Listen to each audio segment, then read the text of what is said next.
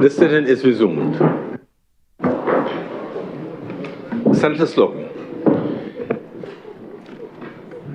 Thank you, Your Honor, for the opportunity to make my contribution to this debate. In particular, sir, I want to first recognize that a piece of legislation in this form of amendment is certainly one that sparks a level of public interest, and therefore it would be remiss of me not to place on the record my voice, certainly my beliefs, my perspectives, sir, on what I consider to be not only an amendment that speaks to a necessity on the part of government, but it also tells a story of where we are today as a society. Initially, I had believed that most of the sentiments expressed prior would have essentially captured my thoughts to a great extent. But on listening to Senator Malalu, I believe that there's a lot to be desired as Barbadians, a lot to question, a lot for us to seriously contemplate as a society at large, where we are today as a country. But, sir, there are a few points that I would try to make in a very concise manner. And first, I want to commend the Minister of Legal Affairs and Criminal Justice for articulating his point, or the point rather, on which government may be presenting this amendment.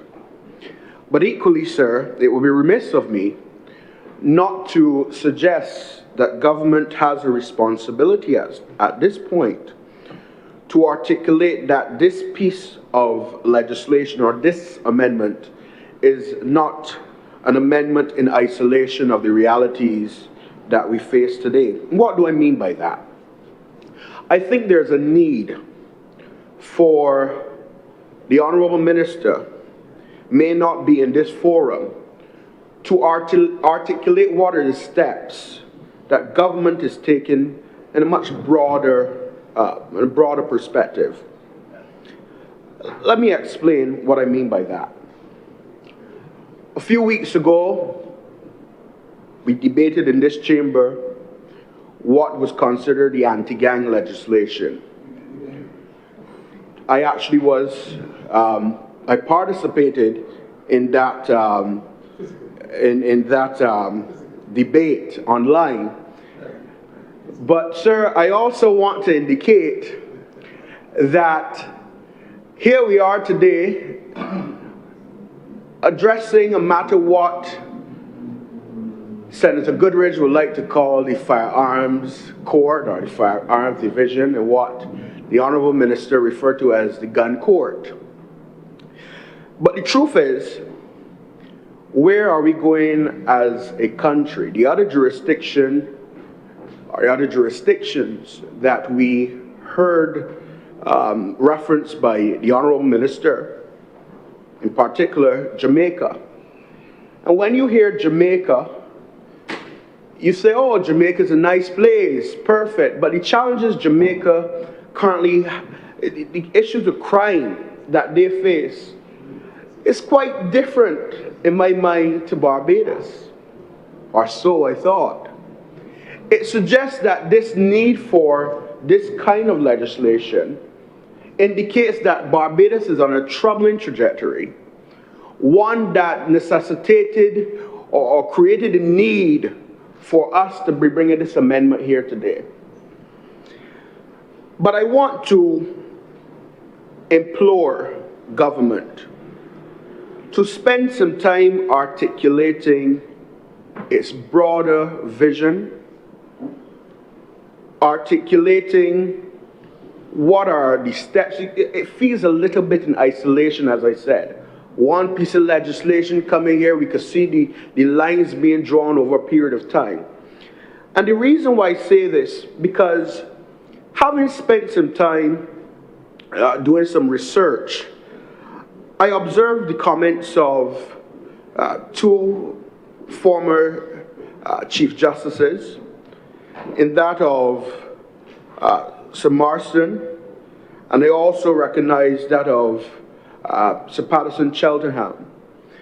And there are some similarities in some of the concerns they raised with regards to why our judicial system continue to face backlogs.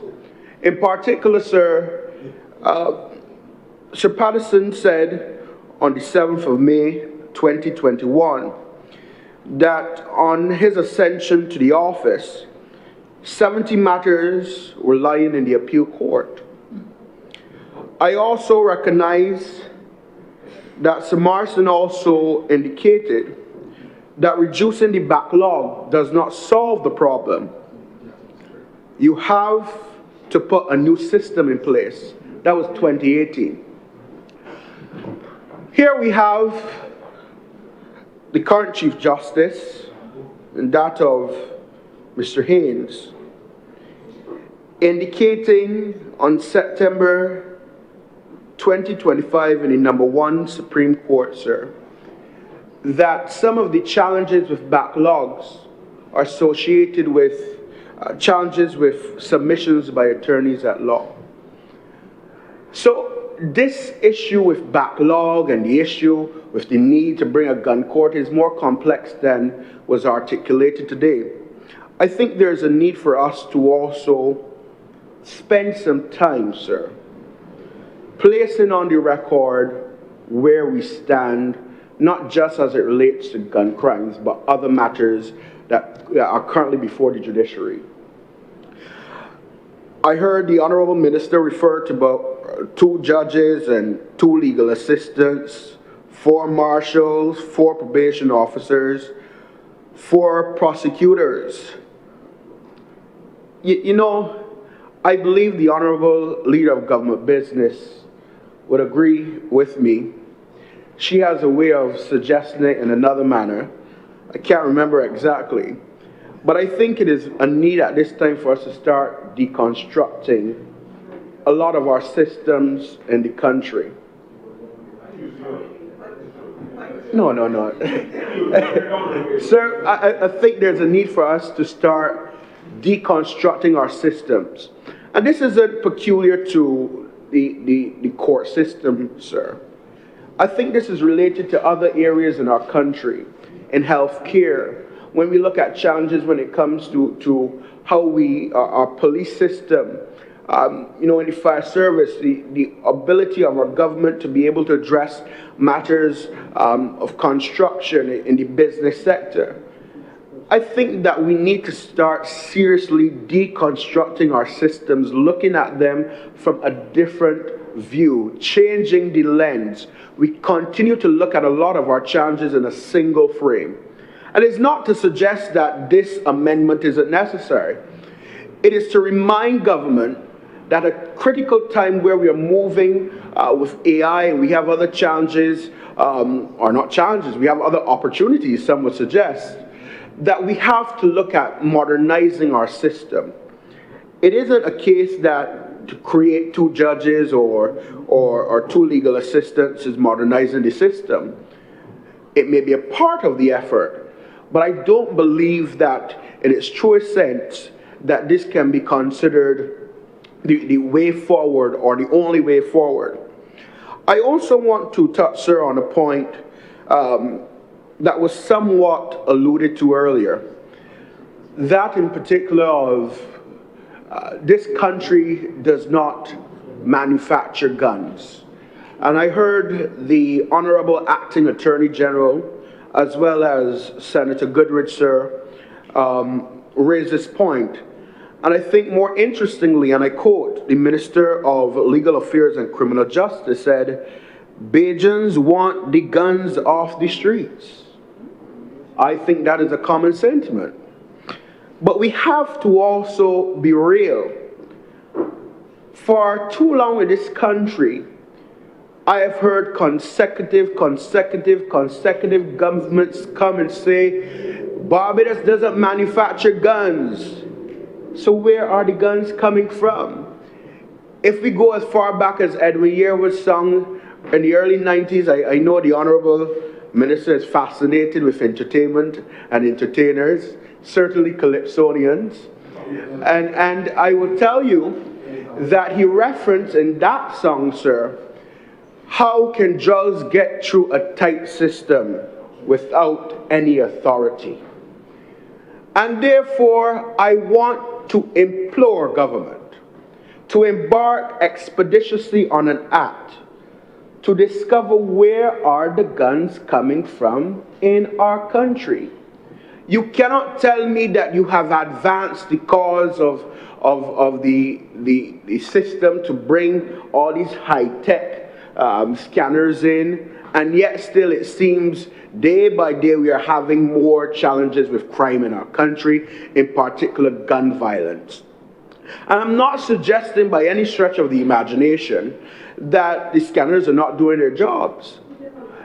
But the truth is, I also want to suggest, I am finding a very hard time believing that a young man in the constituency of the very same Honourable Minister who spoke at length in this legislation, a young boy from Chapman Lane, or a young boy from Greenfield, or Nelson Street, have the understanding of the connections to bring in high-powered machinery that's wreaking havoc on our streets.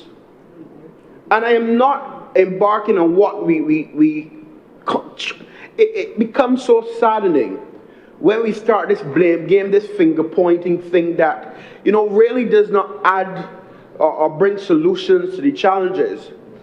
But we have to find a way, sir, to have a moment of sobriety, to sit with those who are experienced and knowledgeable, those who are the experts, and those who have had previous experience beyond these shores, to be able to address some of these challenges. Sir, I'm not a lawyer, I'm not a legal luminary, I'm not even a Mackenzie friend.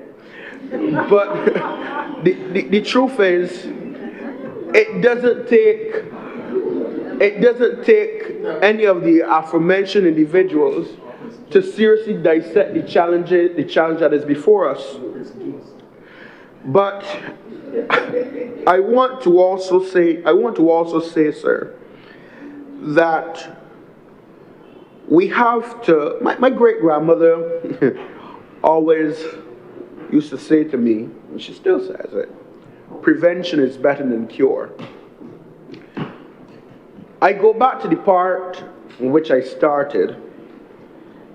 When I contemplate the mere fact that over the past few weeks we have brought to this chamber two pieces of legislation that, really shouldn't be brought in a country like Barbados, or what I seek to be Barbados, or I see Barbados as. I find it strange, I find it telling, and I'm curious to understand what trajectory government and the government of the day seriously is on, or where they recognize that we are on. It means that this country is in a far worse state than we could truly imagine. It means, sir, that we are in a precarious position. People have been saying it on the radio stations, certainly on the program. I'm sorry that my good senator is not here. Certainly on the call-in program, they've been voicing their concerns. But it isn't until we sit here and recognize that these kinds of amendments are for a reason I support, but a reason that I'm not comfortable with. I want to raise this final point because my intention is to align with that of Senator Malalu. I don't buy the idea that estimates in its truest sense, and what the reason of which the Honourable Attorney General gave certainly is reasonable. We see for all other reasons, you can't tell me that is because it isn't in law or it's not constituted already. Government plans ahead, and I've seen it in other jurisdictions, that even before you bring amendments to Parliament, that you can make provisions in some form. And let me give a classic example, because I believe that the Honourable Minister, who has, in truth, more experience when it comes in cabinet than most of us here. In fact, on this side, none of us have ever sat in a cabinet. But one thing I do know is that we all have the ability to read and dissect information. We have found ourselves recognizing that there are provisions where you can say for the upgrades or for improvements in projects, etc. It doesn't necessarily need to be listed as a defined area. But I also believe, sir, that the question is quite valid when it comes to having these, or having the court properly resourced to deal with the challenges. Now, I'm not knocking the fact that, you're going to have to be able to bring you're going to bring this legislation or this amendment at this point to be able to address a particular issue. But I want to say the resources in courts continue to be a challenge that is raised left, right, and center. And you can see it sometimes in very... On a point of order, Mr. Yes, what's the point of order? President, sir. The Honourable Senator is misleading the House. There has been, in the course of his comments, the Honourable Senator is insistent that provision can be made or could have been made for this matter, even in the absence of the legislation coming today. Sir, I would urge Honourable Senators who have not been members of Cabinet and who are new to read the financial rules in detail. The financial rules of Barbados do not allow financial provision for that which does not exist. You cannot provide for judges or other posts that do not exist in the financial rules. So therefore, when the legislation creates an entity and makes it lawful, the financial rules then allow a supplementary provision to be brought, which can refer to the posts and the material things which attach to the new entity which has been created. So it is not remiss of the government or poor management for the government not to have included this matter in the last estimates or in the last budgetary provisions, but in fact, had they attempted to do so, they would have been in breach of the financial rules of Barbados. Thank you very much, Senator Thompson. Senator Slocum, please continue. Mr. President, Your Honor, I want, it may be, you need to learn the rules of the House. Sir, it may be important for me to bring a sense of clarity, because my intent is neither to suggest that government has gone a trajectory to breach any financial regulations. Sir, it is not my intent to either suggest that government is on a trajectory to mismanage, but sir, I just want to be very pellucid. That just in any other form or fashion, nowhere in this amendment, sir, did I see 2 judges, 2 legal assistants, 4 marshals, 4 probation officers, or 4 prosecutors, because it will never be embedded in the legislation. Sir, I spoke specifically about resources. And I said this matter is not in isolation. Sir, it is not in isolation of this singular amendment. There are other areas in which the courts of Barbados need resources to be able to execute their duties. And I was about to say, sir, that in a very simple way as it presents, some people, sir, go to courts at 9:30 a.m. because that's the time for which their cases have been called. But then they're sitting there waiting an entire day, hoping for the case to call. I don't think in its truest sense that a court that is properly resourced, people will have those challenges. On a point of order, sir. Yes, Senator Thompson. Speaking as a person who has practiced law, sir, all cases are called at a particular time. There is no way of ensuring that a case will start at the appointed hour, even if the court had all of its resources, because in the hearing of matters sequentially during the course of the day, the hour for that particular matter to be heard will be pushed back. And therefore, the attempt to make it pellucidly clear is now creating pellucid confusion, sir, and drawing a link between a delay in the start of a matter and the absence of resources at the court. Thank you, Senator Thompson. Please continue, Senator Slocum. Sir,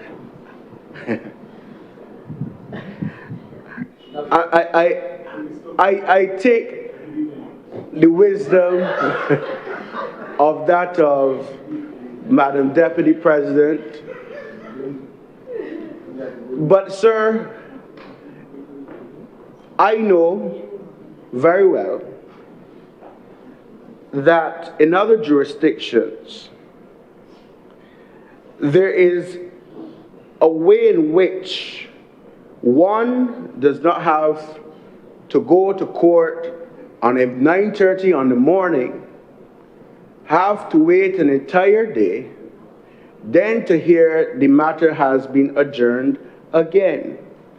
And I am no legal luminary. I said very well, I'm not even a Mackenzie friend. But it is clear that the bucket is being kicked down the road in some form or fashion. And it may be, sir, very well just my imagination that goes beyond just the legal sphere. But I want to suggest to you, sir, that I am of the firm belief there's a way, sir, something must be introduced to ensure that we do not have these constant delays, put off. I don't know if the Honourable Senator wants to correct what I just said again, but I am willing to concede. In that case, sir, having been issued an invitation, sir, I'm happy to rise. Yes, please elucidate. To make the point, sir, that the Honourable Senator must not confuse case management capabilities with resource deficiencies.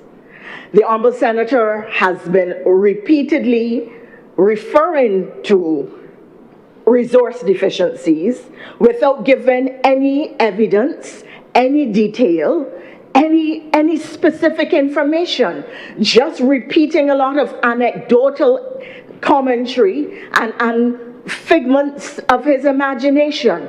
These cannot be equated with the reality, especially because the government has done a significant amount to resource the court way above anything that it has experienced historically, and that is a separate issue from the question of case management. Case management and resource deficiencies are not the same. So delays that may be attributed to poor case management are not necessarily and should not be called resource deficiency, no causal link between that and resource deficiencies. And we must not put things into the public domain that we cannot substantiate and which are not necessarily accurate, sir. Thank you very much, Senator Thompson. Please continue, Senator Slocum. I tell you, sir, I must say, Your Honor, it is always exciting when I come to this chamber. And I don't know if my absence my physical absence over the past few days, sir, have left a yearning. But I just want to say again, and I recognize it was a point of elucidation and not a point of order, that I was misleading. But I'm certain I did.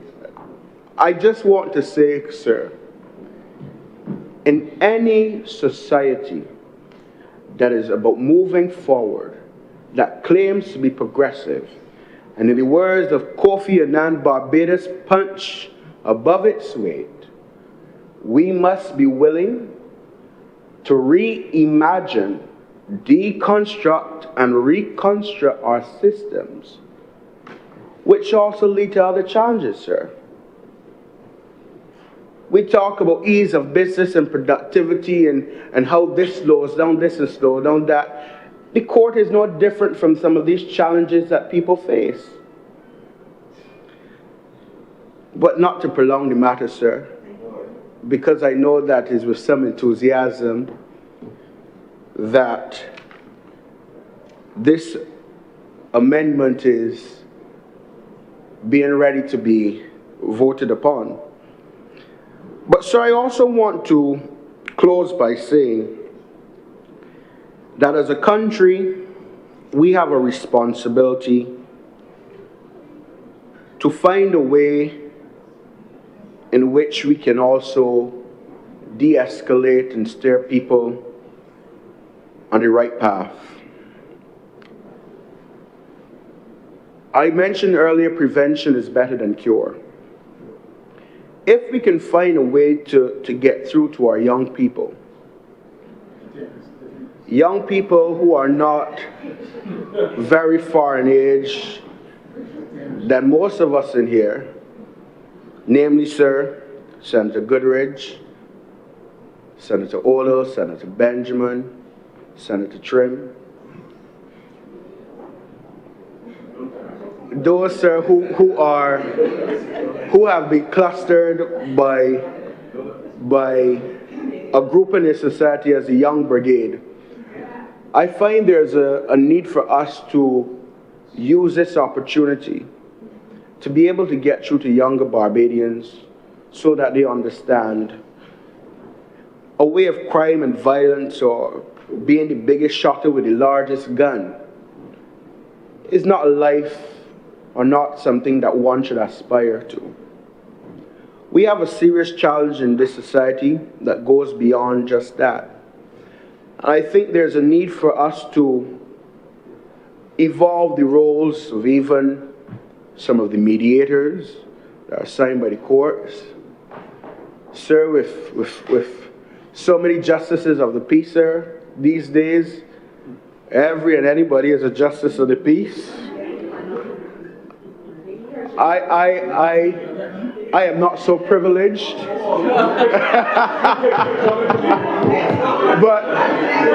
I'll say this. Your Honor, sir, you be assured that my Honourable Senators, let me hear Senator Slocum make his plea, please.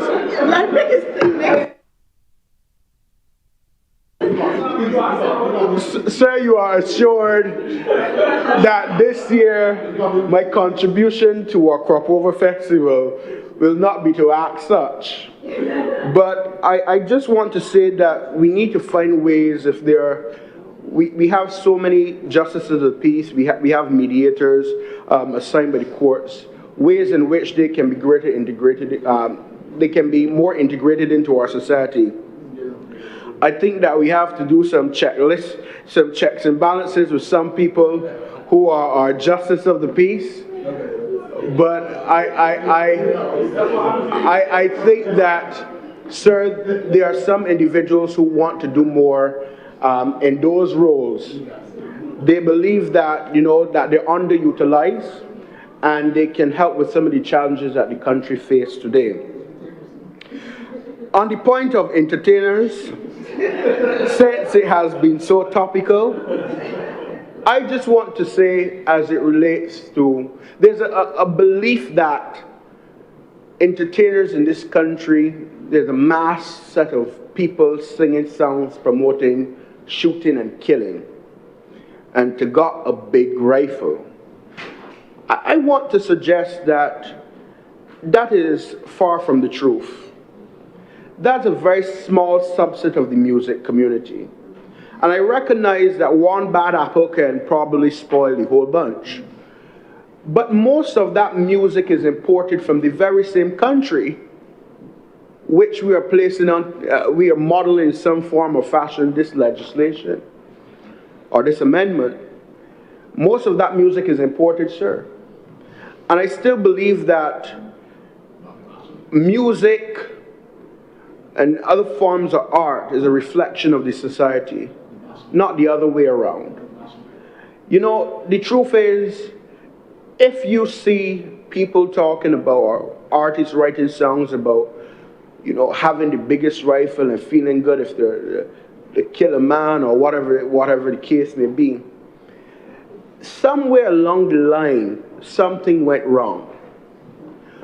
The conditioning of that individual, the condition of the mind of that individual, they're speaking about their environment, where they were raised, the challenges that they faced, what they were inspired to do.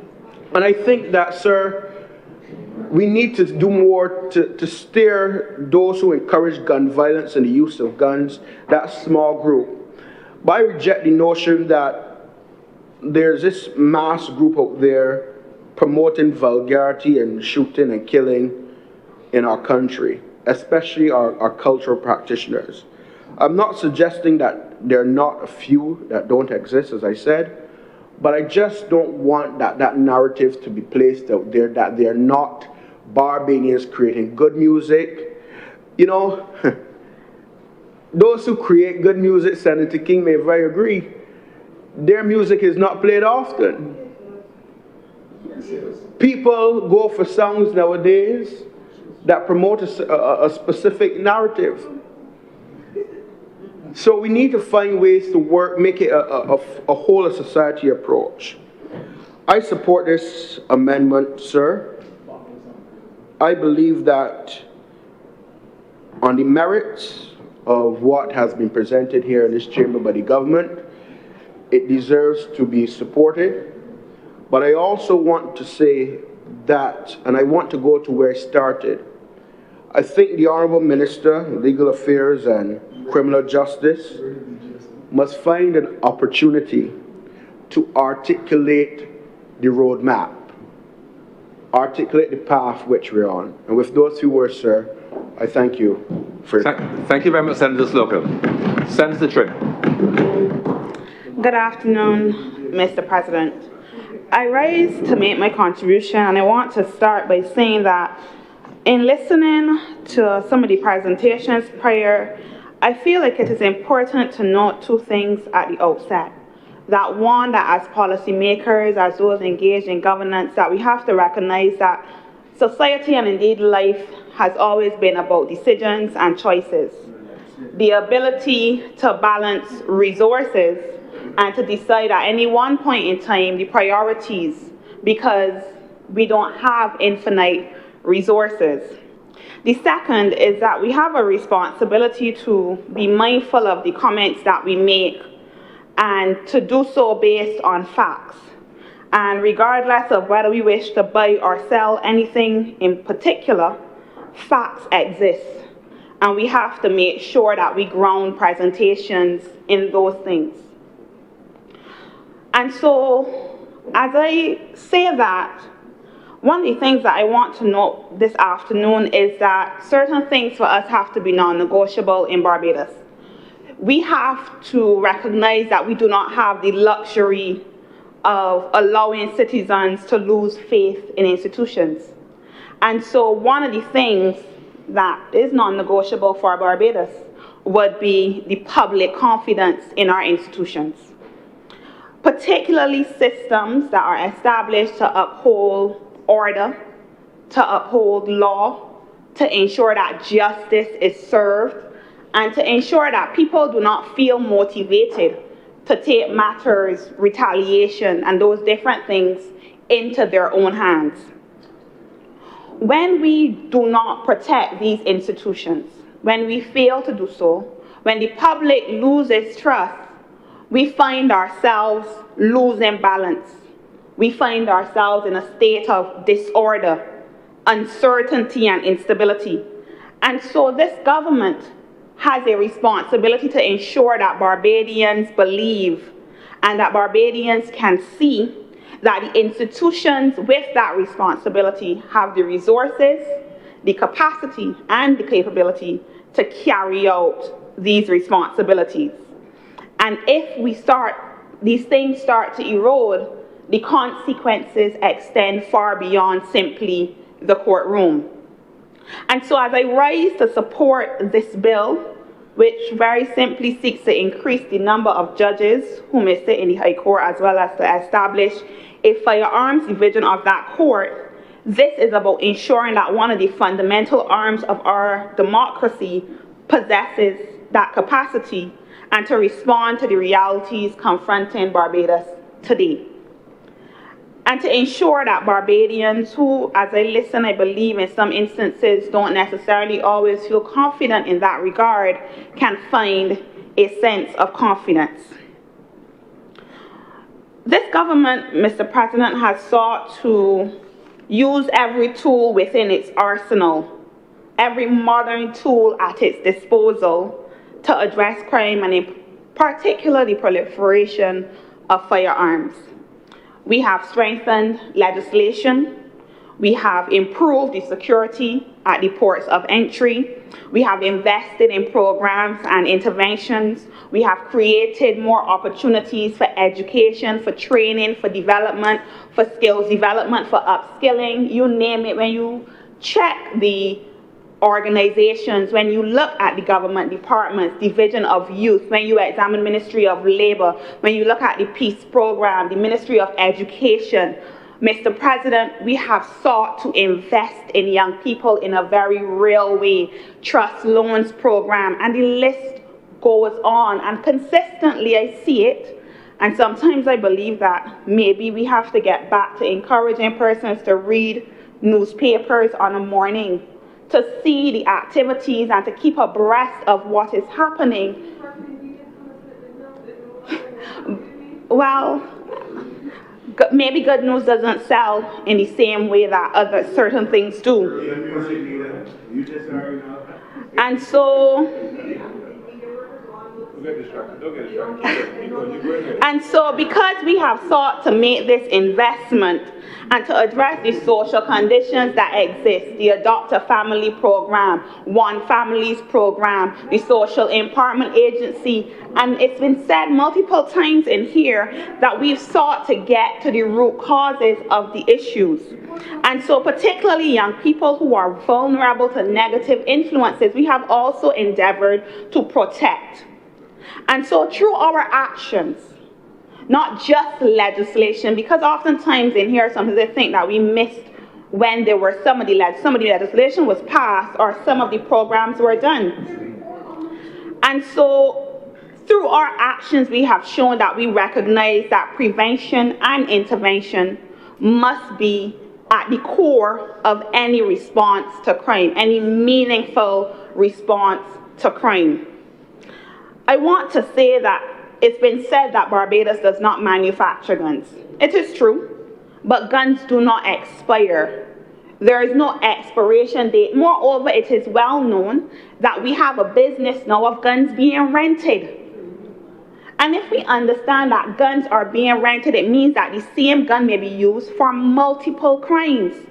It also means that when we updated or amended the firearms legislation in order to talk about the parts and the assembly of guns and things that can be used within guns, that we understood that the nature of assembling and access to guns has changed as well. And this is not to say that we do not have to concern ourselves with closing any loopholes or gaps within our ports of entry. The fact that we are surrounded completely by water as an island, and that there has to be more done. There always has to be more done in order to ensure that we are protecting Barbadians. And those matters sometimes cannot be discussed or disclosed for national security reasons. And we know this. And so the entirety of our response, and we are here today because the entirety of our response cannot be prevention and intervention. We have to at some point in time say that a society that provides opportunities must also demand accountability from those who seek to usurp the order of the day.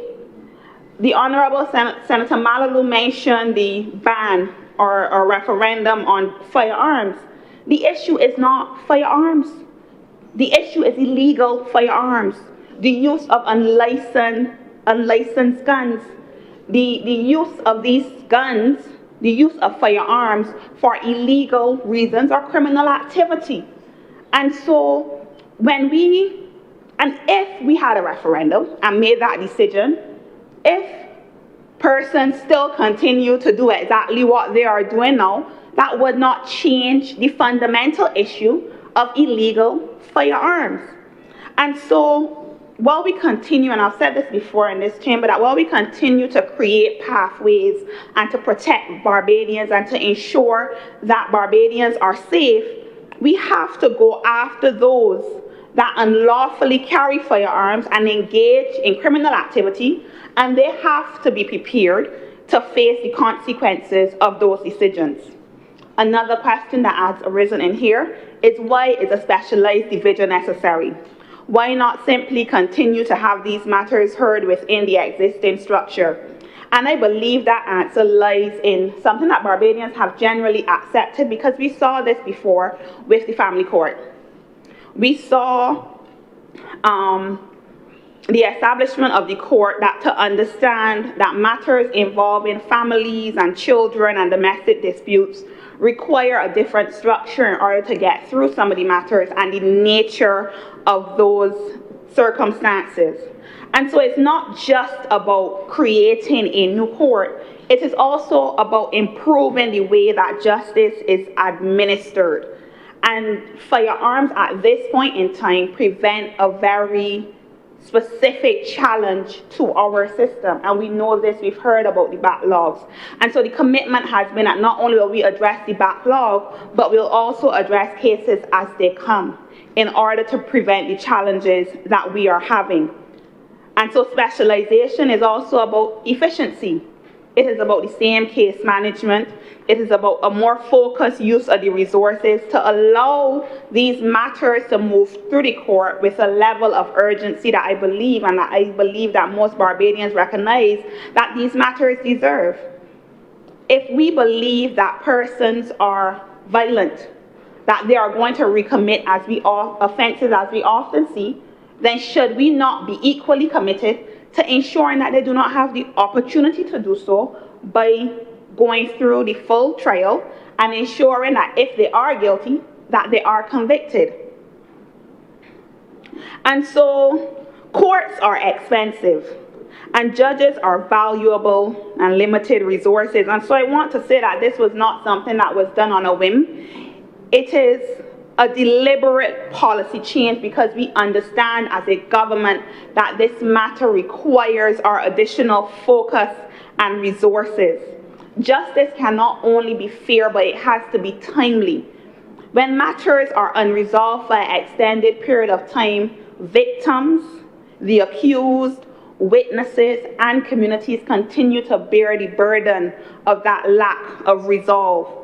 And so in my view, this is practical and it is necessary for our justice system.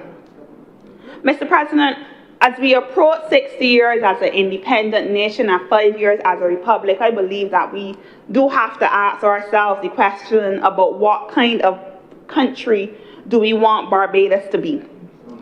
And so, no thank you. And so nation building can never be something that comes to an end or to a close. It is continuous. Independence did not complete that work, and neither did becoming a republic mark a completion of that work. But each milestone has represented a greater room for us to take greater ownership of who we are and the institutions that shape our lives. Because we build institutions that work and systems that inspire confidence. And so public trust is not something that can be demanded. It has to be earned and it has to be maintained. And that means that we have to be willing to examine the institutions that we have inherited and ask difficult questions. However, when we seek to deconstruct and reconstruct or reimagine, we must clearly understand the institutions that we are seeking to enhance in order to make sure that what we are building is better than what we had before, that it serves the purpose that it has been reconstructed to serve. And if we do not properly or fully understand those institutions, then there is the possibility that we will put ourselves in larger issues. And so the questions are they serving the purpose for which they were created? Are they responding effectively to the realities confronting us today? Are they equipped for the challenges that lie ahead? Because we are not just creating systems for the challenges that we face today, but for the challenges that we might experience tomorrow. And if the answer is no, it means that they no longer serve us, we have to have the courage to act. We have to be willing to dismantle practices that no longer serve us, to close loopholes that undermine public confidence, to address weaknesses that have become apparent, and to strengthen systems where strengthening is required. And progress requires more than preserving what is. Progress requires you to improve it. And oftentimes, we become attached. And I think in many ways, we've become attached to the way things currently are. And so the suggestion that this needs to be done for some might lead to the question, but why? We could just keep things the way that they are and it'll work out itself, or make some slight adjustments. And so history teaches us that the strongest institutions are those that are most willing to evolve, because the Barbados of 2026, and the acting Attorney General said that, is not the one that we had in 1966. The challenges that confront us are different. The young people that we are engaging with are different. And so, Mr. President, there's just two more things I want to say. And I want to say that When we talk about the administration of justice and we talk about the firearms bill and the anti-gang legislation and all these other things, I want us to be careful that we do not create the impression that every solution to every social challenge lies in another act of parliament or another program by the government or another institution. And these things are important, but they can't replace parenting, they can't replace mentorship, they can't replace teaching values, setting boundaries, correcting behavior, giving children the eye, the look. They can't replace those. And so parents and family members have to play the role that they were intended to play. And it saddens me because I believe in our desire to give children the things that we never had. We forgot to teach them about some of the values that we did have. The ability to wait, delayed gratification. We forgot to teach them patience, how to have conversations. We forgot to teach them discipline. And the world celebrates access and not simply going after things because you see them or somebody else has them. In making sure that you are not covetous. In making sure that you take care of yourself and that you have pride in your appearance and who you are and where you come from, that your circumstances are not the sum of who you can be, and that you had the capacity to do better if you worked hard, if you hunkered down, if you committed to the things that you are committed to. And so many people are now uncomfortable with correction. And I'm not talking about licks because, Mr. President, I used to get licks. Nobody used to beat me. I used to corporal punishment. Like, my parents strongly believed that if you spare the rod, you will spoil the child, and there was no spoiling going on in the Trim household. And we want children, but we want children to like us. Parents want to be friends, and when I remember when I wasn't my mother's friend, and while she was kind and while she was gracious and we could have conversations, there was a boundary that was drawn because she had the responsibility to protect me, and she took that very seriously. We want to rescue children from consequences. We need to prepare children for life. Parents have to prepare children for life, and that means standards. That means knowing when to say no. It means knowing their friends. It means correcting behavior before it becomes a character trait. It means understanding that temporary discomfort is less painful than lifelong consequences. And the responsibility cannot and it does not end with parents. The truth is that there are many parents in this country who are doing the best they can, who work exceptionally hard to try to put food on the table, and a lot of single mothers, because most of the households with children are headed by single mothers. And so it means that grandparents are making sacrifices, mothers are working 2 jobs, fathers, aunts, and the extended family are doing their best. And so communities have to play an active role in raising children. It takes a village to raise a child. Teachers must correct. Neighbors must correct. Coaches must correct. Elders must correct. Because there was a collective understanding that just because you and me, my mother and you don't agree, does not mean that I could disrespect you, and it does not mean that I could do as I wish on the street. And I do not romanticize the past, Mr. President, but I do appreciate it for what it was. And it was communal, and it understood that it took a village to raise a child. We have to be willing to invest more of ourselves in the next generation. Young people need and want mentors. Do not tire of saying this. Positive role models, adults who are willing to listen, guide, challenge, and encourage. I saw the quote today and it reminded that the child that the village does not embrace will burn it down to feel its warmth. And we have failed to embrace a lot of young people, because you could provide shelter, food, and clothes, but that does not mean that you have embraced them. And so we have to ask ourselves if we are providing enough positive spaces, enough positive influences, and enough positive examples to compete with negative influences. It also means that we cannot continue to criticize young people for the things that older people are doing. I dislike seeing young people walking through the courtyard with gang signs, but I equally dislike seeing adults doing it as well.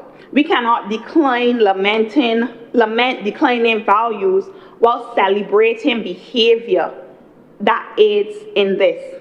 If we want a different Barbados, we must be prepared to model the Barbados we claim to want. And the last thing as I conclude, Mr. President, is for young people to understand that a gun is not worth your freedom. A gun is not worth years of your life spent behind bars. A gun is not worth having somebody decide when you wake up, when you bathe, when you go out to the yard and get a little sun. It isn't worth that.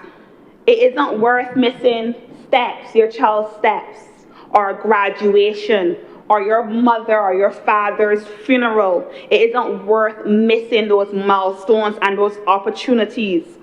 And there's a lie that is being sold to young people that there's something glamorous about this type of life. And there's nothing glamorous about losing your freedom, because the people who are encouraging you to carry guns are not the ones who are there with you.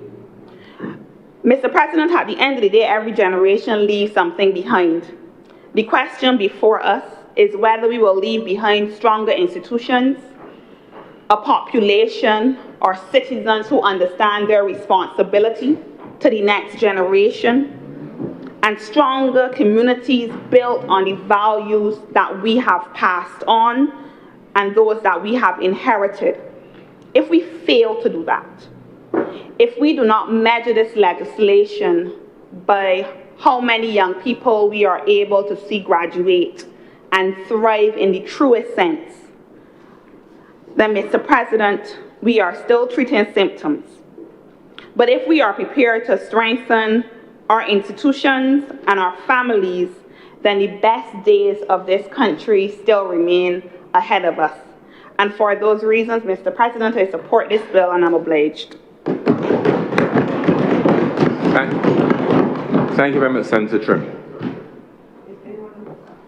Any speakers? Senator Nels. Good afternoon, Mr. President. I did not plan to speak, so I'm not going to be very long. But as I sat here and listened to the various speakers on the debate of this bill, I thought I ought to rise to make a couple of quick points. And as the Honourable Minister indicated, we should be one more solution-driven than the other way around. I'm not a lawyer, so I'm not good at quoting, but I always remember seeing this somewhere previously, that all is necessary for the triumph of evil is for good men, and may I add, women, sir, to do absolutely nothing. I think we have reached a point in this country now where we must accept our responsibility of doing maybe not enough in days gone by when the horse pranced up a bit and was looking to find the stable door. We didn't do enough. I recall and I don't think some of the colleagues to my left were around at the time, meaning that they were born. But I recalled back towards the late 80s into the early 90s, there was a debate in this country about whether there's a gang. And I also recall a newspaper, a nation newspaper that said united they died or united they fell. And that was making reference to the incident where there was an operation and three young men were actually shot dead by the police, executing their duty, rightfully so, in Melrose. I think we are very much prone, sir, to holding on to some interesting concepts. His Excellency has often used the term, no retreat, no surrender. And that is in reference to how the military sometimes operate in a certain situation. The genesis of that lies in another concept called the firefight. And I would like to say that Barbados now finds itself, unfortunately, in a military scenario called the firefight. we are fighting now for our own existence. I don't think that there's enough cane corsos, pit bulls, bully, whatever they call the little tough-looking dogs that you can find in this country. I applaud the Prime Minister for continuing to allow for taxes to be removed from security systems. I hear every insurance company now advising people that they should get all type of cameras for the vehicle, dash cams, front, rear, side, back, all of these kinds of things. But there's an acceptance, sir, that we need to come to grips with. It is our fault. It is our fault. We are here today because it is our fault. It is not the fault of the young people. I have 3 kids, and arguably all of them are older than Senator Slocum. Actually, I have a granddaughter who may be a striking distance of his age, but it is our fault.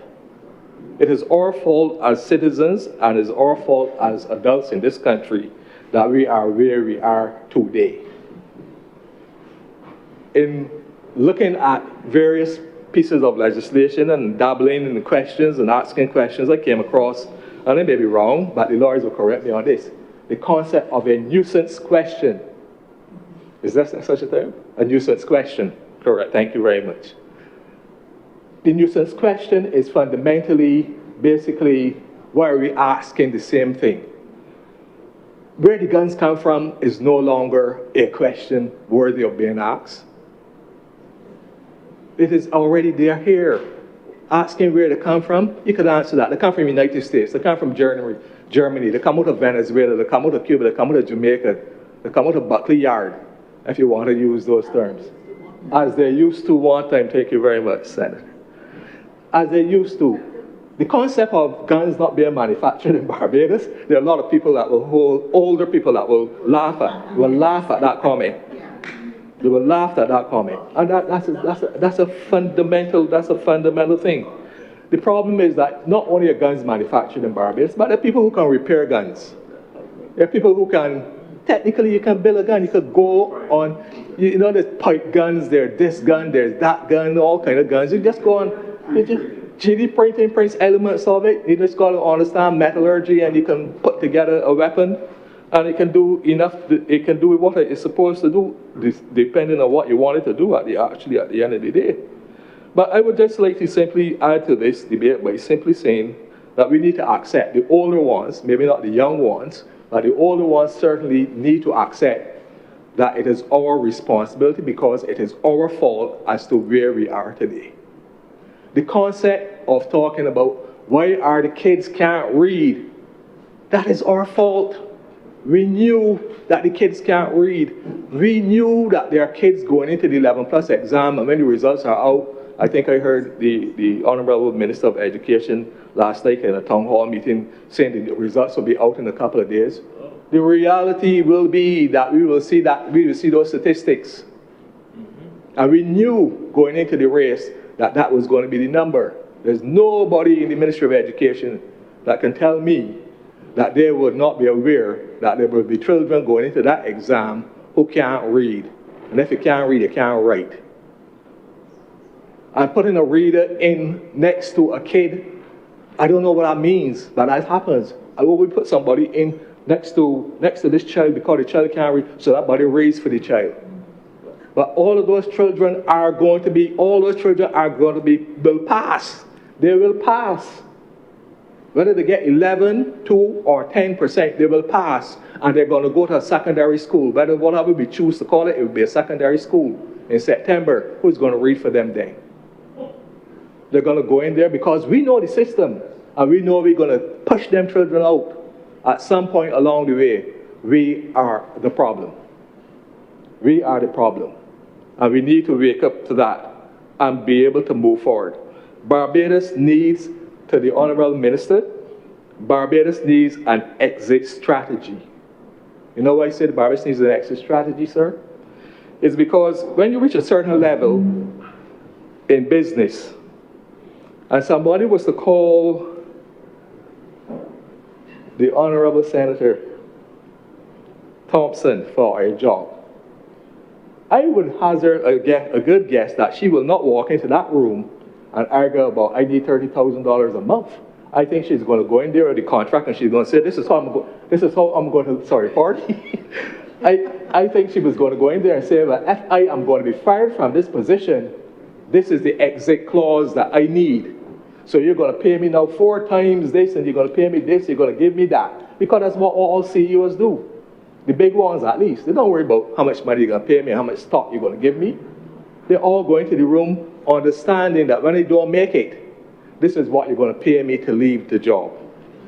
And that's the reality for us. So as a country, sir, we need to understand what is the exit strategy for all the decision makers when it comes to the fight and the move and the way forward. So we need to understand whether or not Barbados, as was mentioned, probably mentioned earlier, but I'll take it a stage further. How are we going to get all the hands of all the adults out of the cookie jar? Sir, how are we going to get the hands out of the cookie jar? We could bring the most elaborate scanners. We could buy the most sophisticated radar networks. We can buy whatever we choose to buy, drones. We can do all of these kind of things. But too many Barbadian hands are in the cookie jar. They have all been there already. I have a dear departed friend who was an economist, and he came to Barbados, and he said he always found Barbados to be the most interesting country that he's ever lived, and he lived in a lot of places. And I asked him one day, why would you keep saying that? And he said, because it's the only country that a man could tell you I could get something for you. Every single thing in Barbados somebody could get for you. You want 2 pieces of yams? Man, will you buy that for? I could get that yam for you. I can get this for you. I can get this for you. It's a society that somehow found its way over the years, nestled in acceptance of deviance, crime, whatever you choose to call it. All that's happened now is that we have reached this point now where it has gone a stage further. So the concept of guns, the concept of all these things are great and fabulous, but we need a whole of country approach. But I would like for the Honourable Minister to really be able to get up and say, well, effective, not if he can't do it right away, but over time, he can probably get up and say, you know what, we're going to declare an exit strategy for everybody in Barbados, and we're going to declare amnesty on all of you. Go to church. Go and repent for all the deviance that you've done over the years. Because I can guarantee you that somewhere there is a book held by somebody that would say, sir, and I will use my friend, the Honourable Senator here, John King. I remember a couple of years ago, I gave him $2,000 to turn a blind eye to the bag that came through the port. His name is written down. And John, Mr. King, sir, will be very scared, even if he's not involved in anything today, to go against anything. He will continue to always turn a blind eye for fear of the one time that he took something for it. So we need to accept that, and we need to find a way beyond just the normal sense of, oh, this is a solution to the problem, or that is a solution. We need to really find a way to get through to the young people that by virtue of our own experience in putting things in place that will make sure that things should happen the right way around. So we need to have a holistic approach, and I do agree with that, but the holistic approach is not as we may think. It has to be a general acceptance that we need to move the needle forward. And we need to move it forward, not necessarily with looking at the youth. We need to look at ourselves and the generation, well, in my case, I can say the generation just below me and the generation just beyond, because I said before, I have a granddaughter who is in her 20s. So I've got a couple generations to go, but starting with me, we need to be able to say, this is what we need to do.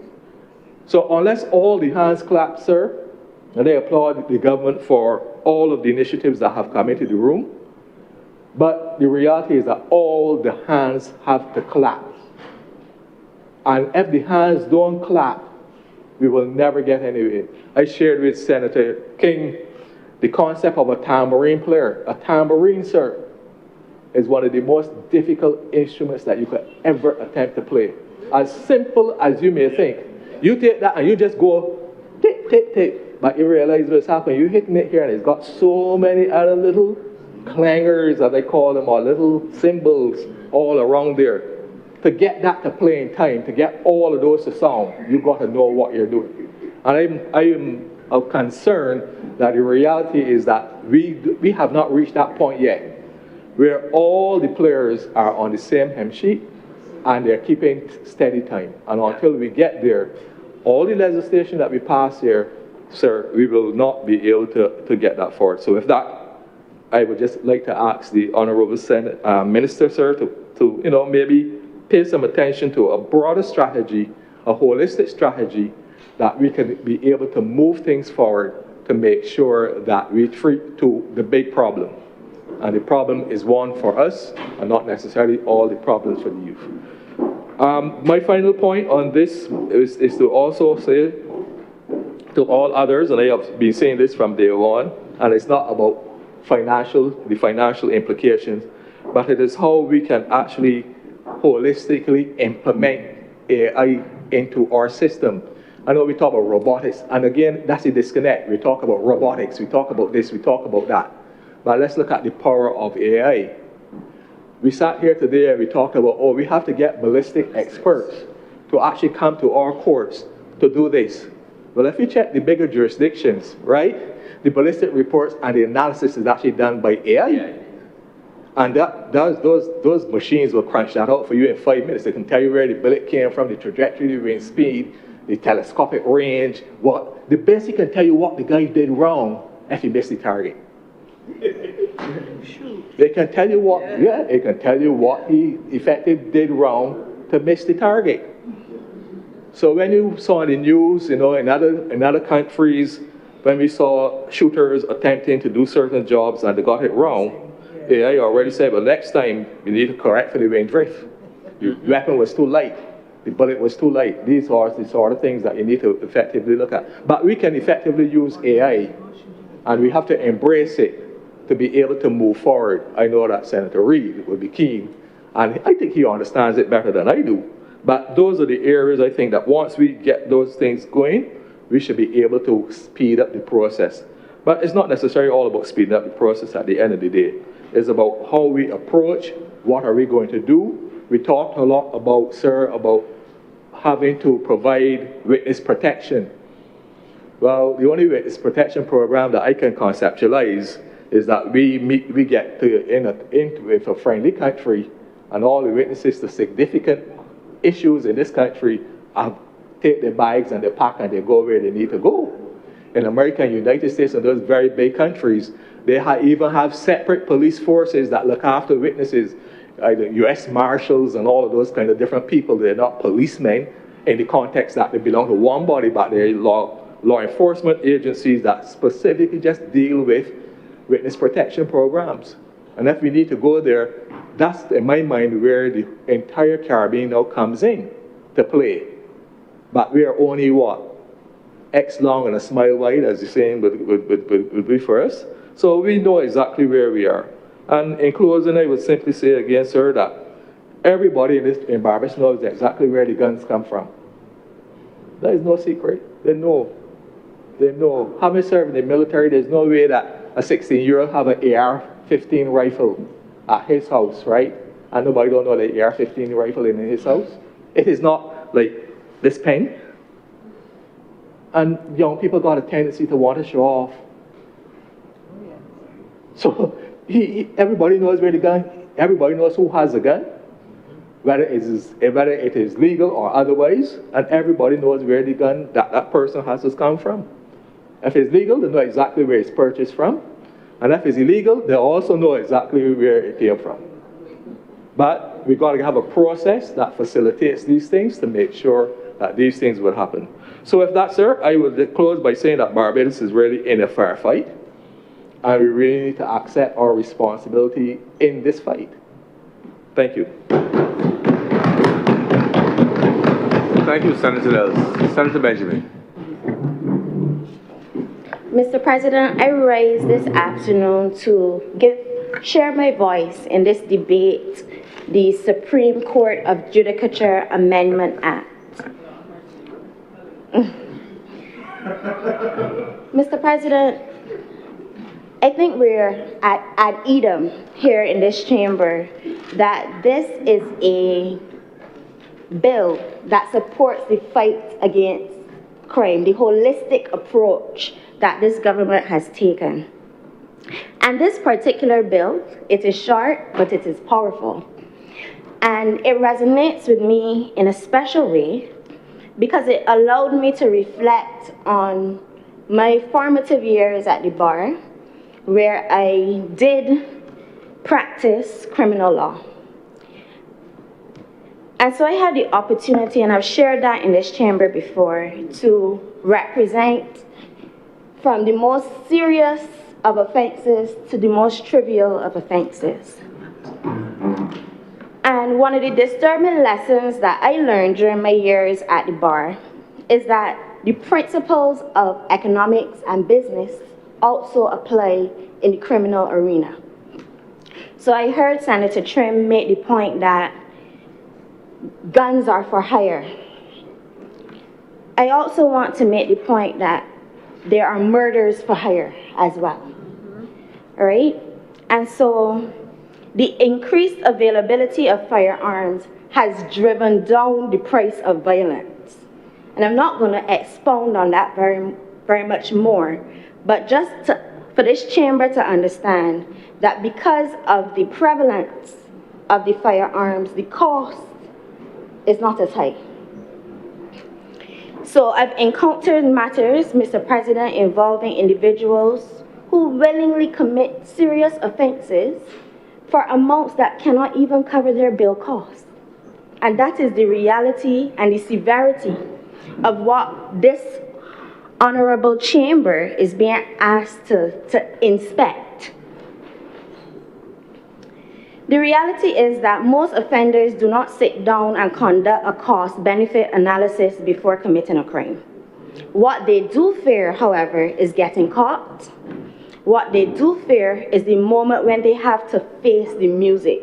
That is when you really see how people are feeling in that moment. So they ultimately fear a system that moves swiftly enough to hold them accountable. And that, Mr. President, is where this bill finds its greatest value. Because the whole point of this bill is to assist in moving justice along quickly. And if that's where their fear lies, then I do support this bill, and I do believe that it will have the impact that we expect it to have. Mr. President, I believe that the history of this country deserves to be spoken aloud in this chamber. It was mentioned briefly, but I recall when I first came to the bar, there truly were only 2 sitting criminal assizes. Currently, in 2026, there are 8. And I say that to say that we have therefore seen the benefits of having greater capacity in the criminal courts. So we are not fishing and hoping that an additional 2 judges and a firearms court that specializes in dealing with those offenses will bear its fruit. We know that it will, because we have seen the backlog reduce. It's not totally eliminated, but much to the credit of those 8 sitting criminal judges, we have seen things happening in this country, things moving quickly along. Much to their credit, Mr. President, they have organized themselves in such a way that some courts are dealing with the backlog and some courts are dealing with the present matters that are coming before the court. Is it perfect? No, but we are seeing improvement. And therefore, this bill is not a leap of faith. It is a continuation of something that is already proven. More capacity, properly deployed judges will create better outcomes. There's no doubt about that. And the firearms court or the gun court is simply this government saying, let us apply that lesson deliberately in the area where it is needed most urgently. And Mr. President, I just want to also make the point that by increasing the capacity of the judges and having 2 more, it doesn't mean that we are only focusing in on firearm offenses. In fact, what that does is to create space so that all the other serious offenses, whether it is murder, whether it is drug trafficking, whatever it is, the other courts still have that capacity to deal with those things. But we are zeroing in on the firearm offenses. Mr. President, the real reason that I stood today to lend my voice to this debate is because I want to raise an issue, a concern of mine, but I don't do so without providing a viable solution.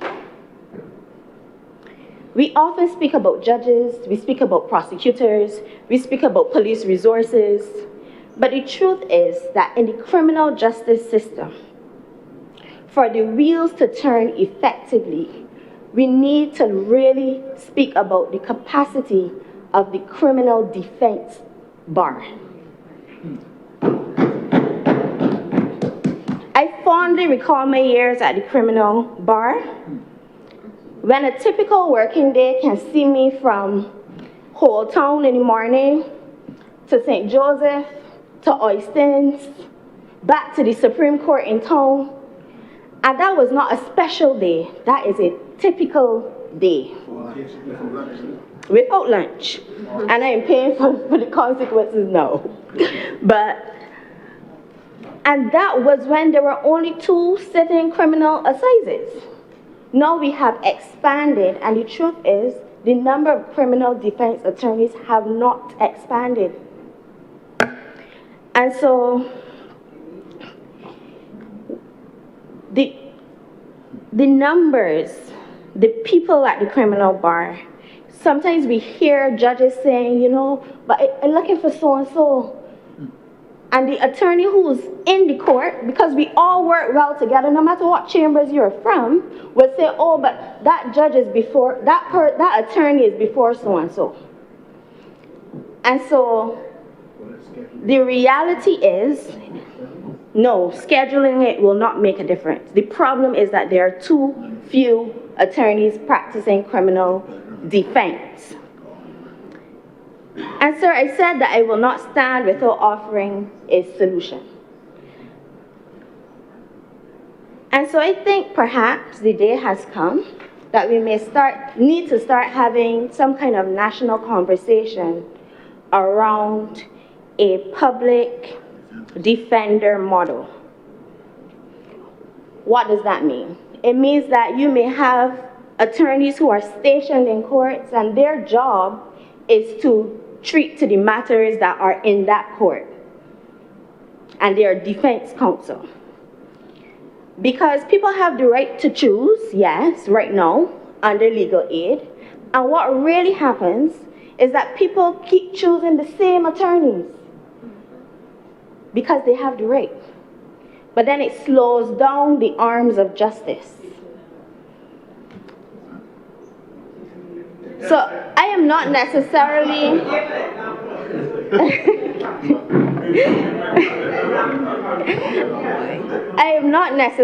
suggesting that we do away completely with legal aid, but there may be a need to see how we can merge the 2 models so that we really get the best of what this bill is intended to do. And before I take my seat, Mr. President, I also want to address what may be an elephant, not in this room, but in some rooms, which is we need to give grace, I think, to young counsel that approach the bar. I remember my early days. Luckily for me, I first approached courts with my senior counsel, who was respected at the time. But I have witnessed who's respected. I'm so sorry. Who is respected? But I also, and as a result, I got that same level of respect at the bar. But I have witnessed attorneys, young counsel, be embarrassed to the point that they don't want to come back. And I want to say in this space that we need to find perhaps a different approach. Yes, criminal law it's difficult, and yes, you want counsel to be nimble on their feet, but every senior attorney, including the Honourable Minister, would have had a time at the bar where they weren't so sure of themselves, and somebody guided them, somebody allowed them to make mistakes without embarrassing them in front of their clients. And so until we get to the stage where we can institute perhaps the public defender model, maybe we can be a little less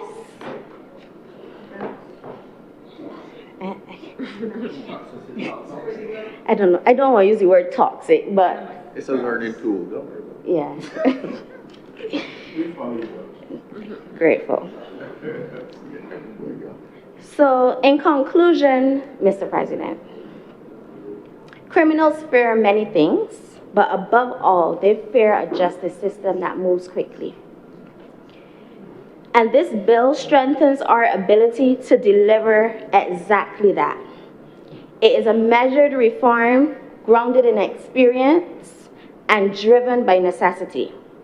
And so for those reasons, I fully support this bill and commend it to this chamber. Thank you very much, Senator Benjamin. Senator Reverend Canon Dr. Rogers. Good afternoon, Mr. President and colleagues of the chamber.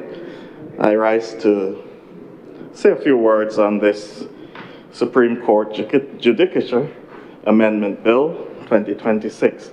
But if you would permit me to just segue into it by acknowledging that today is the feast of Saint Marina the monk, a very rare saint that many people do not hear about. It's the patron saint of pregnant women, girls, and transgender parents. Yes, because it was a woman who...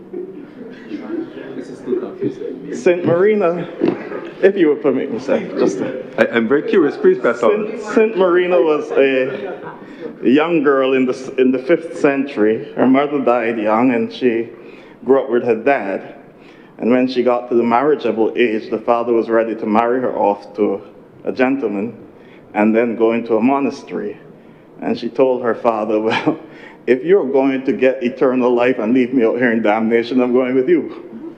So she shaved her head, dressed as a man, went into the monastery and stayed there. Her father died 10 years later. And then she was accused of fathering a child. People put that on her. And she accepted it because she didn't want to reveal her identity as a woman.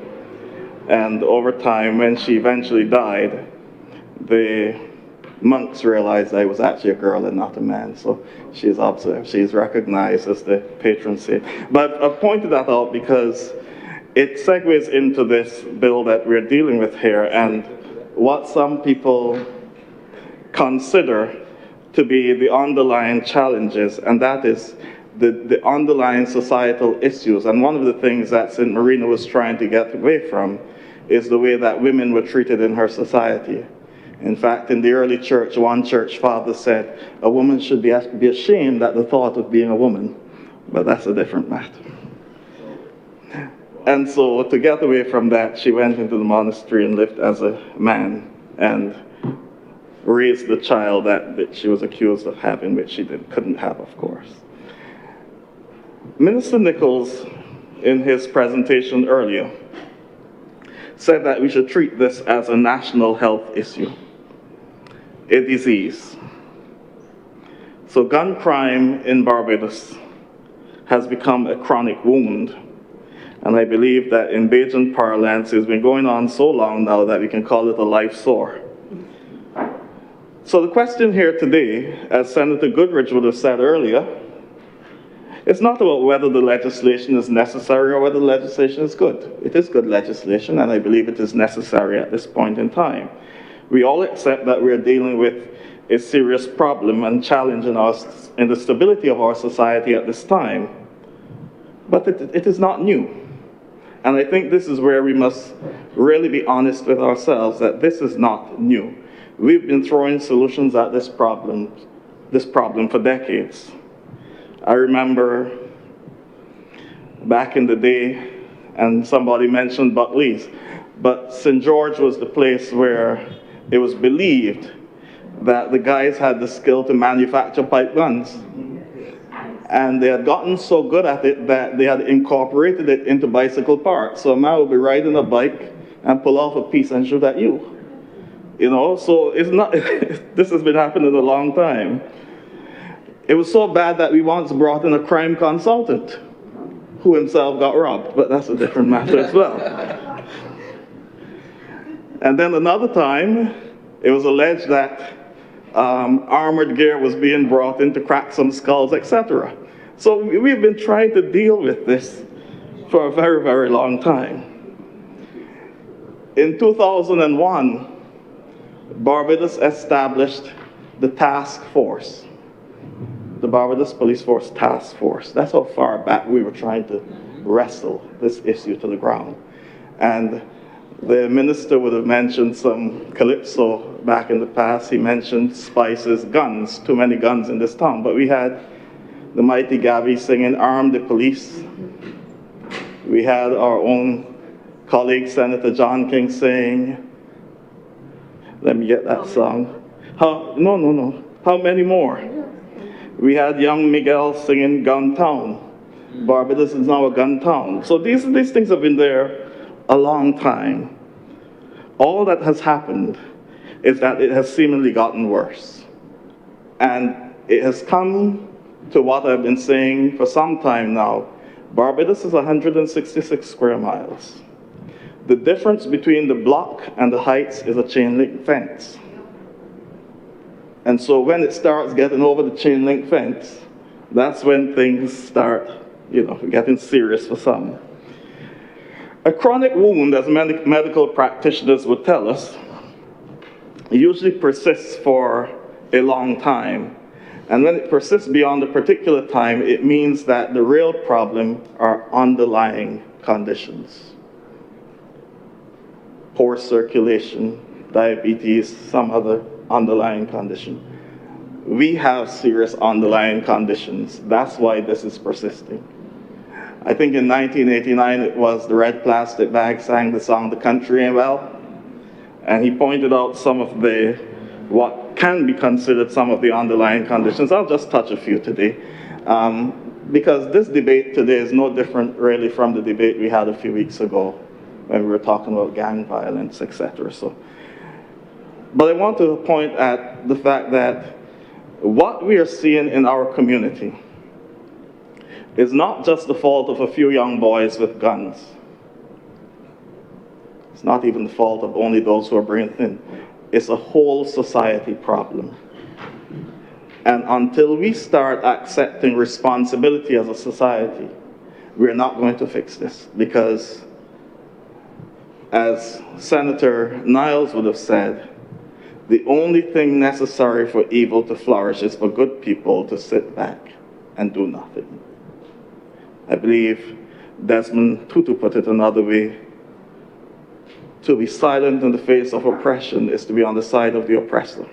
We have to accept our role in all this. And so, for me, I wish to quote 1 Peter 4 and verse 17. Judgment begins with the household of God. The faith community in Barbados. Let's look at the history of faith in Barbados, because it was only in 1969 that the Anglican Church ceased to be, 69 into the 70s, that the Anglican Church ceased to be the established church in this country.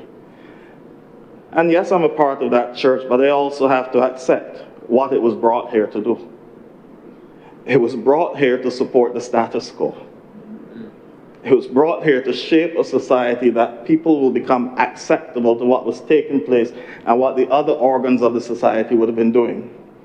And it did a tremendous job. Its job was so good, I'm being sarcastic here, its job was so good in supporting the other structures of the society that in 1966, when we declared ourselves a free people and a free nation, we accepted a constitution where the preamble said, whereas the love of free institutions and of independence has always strongly characterized the institutions of Barbados.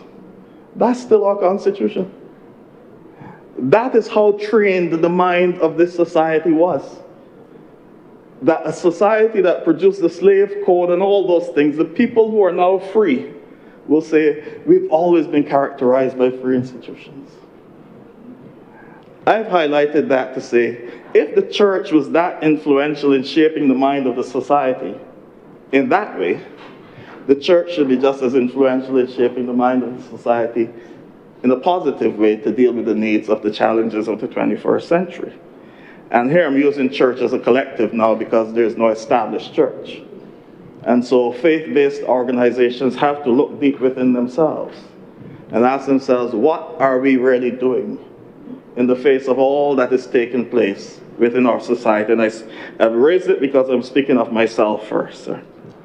And so part of the challenge has to be the role of faith-based organizations in this country and how they will intentionally shape or reshape the minds of our people to build a community, not a community founded on the slave society anymore, but a community of free people who value the other.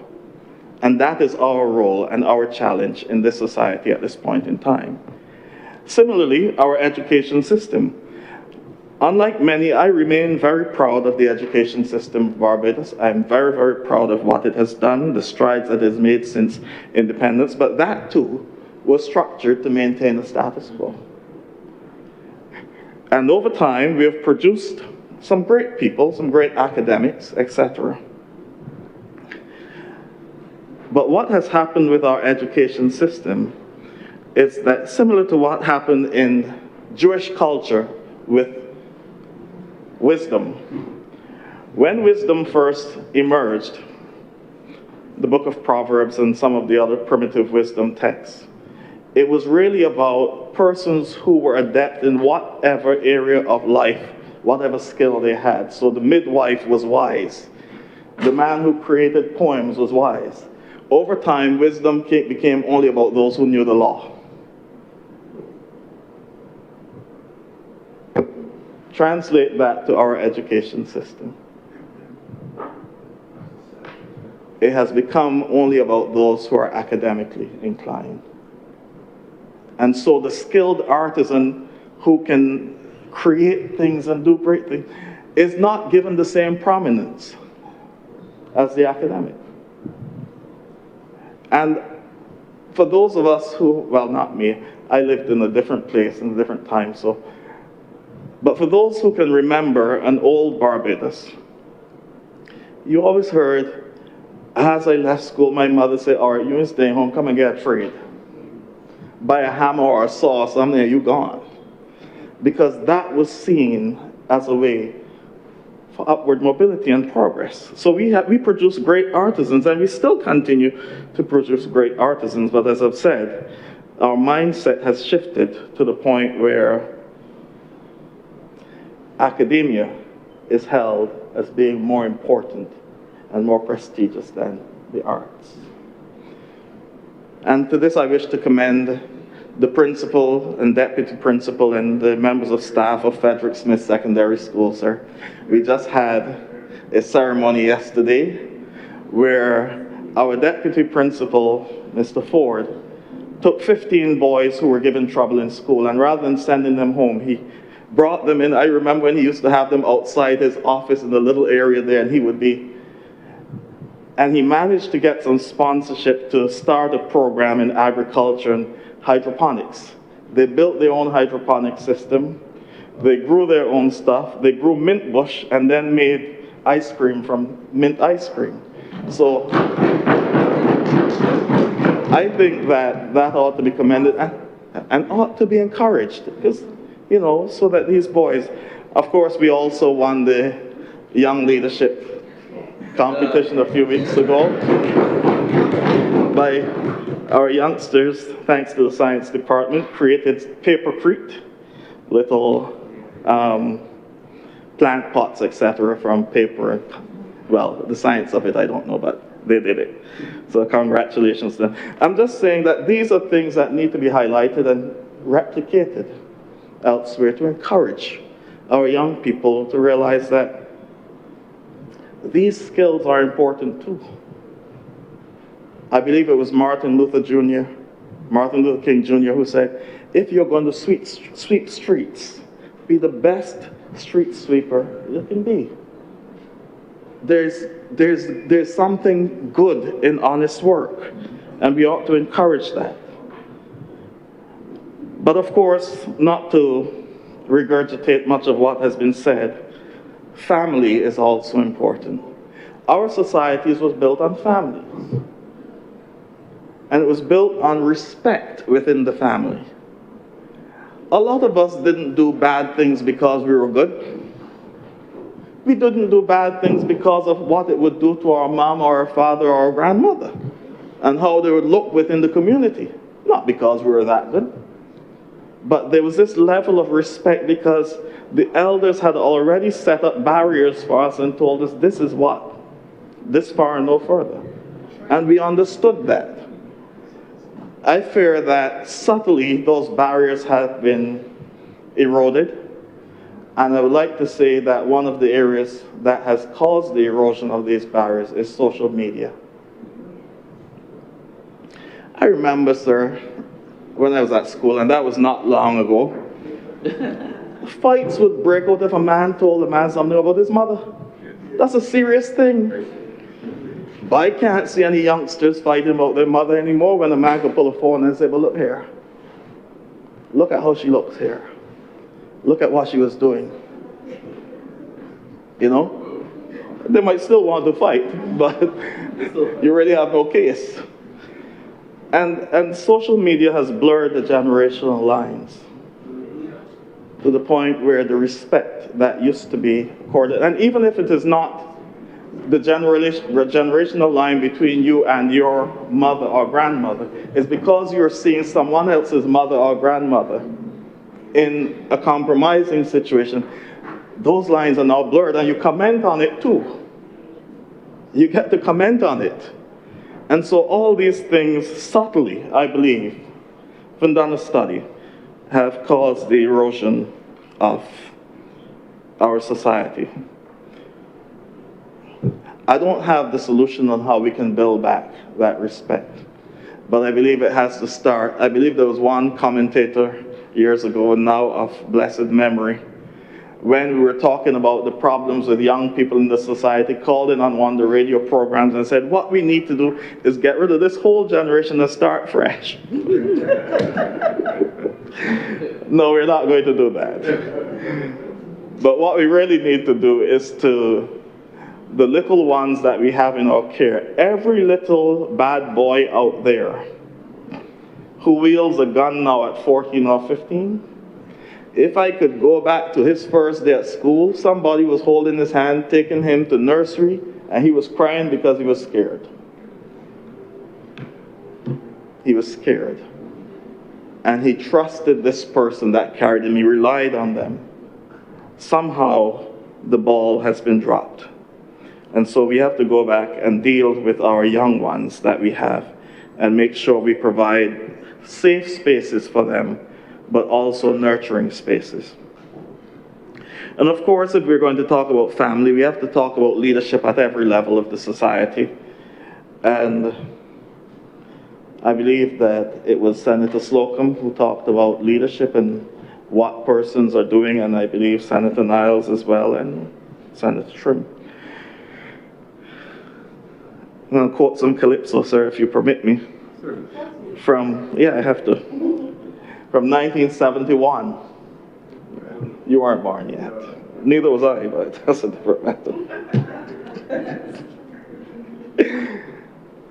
It became the staple in the 1970s and early 80s for political opposition parties. Whenever a political opposition party was going into battle for election, this would be the song that would be playing as they moved around the village. The Mighty Sparrow's Good Citizen. When does someone really become a good citizen? I would like to know somehow. And in one stanza he says, in lust and greed and fraud and strife they specialize. Double deeds they idolize. If you're brave enough to open your mouth and criticize, one time you are ostracized and or victimized. So they go unpunished and unaccused of any crime, while on the backs of the ordinary man these vultures climb. They use their riches and their power, make a mockery of the law, and have the law protect them at the same time. And in a million different ways, they violate the law. These good, no good bastards who oppress the poor. They control in bootlegging, dope peddling, prostitution, and piracy. These good citizens are the architects of economic slavery. So we come back full circle. Because the problems, the structural problems in the society are created by some of the very good citizens that we have in our society, who are supposed to be shaping the minds of our people. And so my question for us, for those in positions of leadership, and not political leadership, but just general leadership within the community, my question is, who in Barbados so abhors the peace of this society that they would bring guns in to destroy our citizens? Who are you?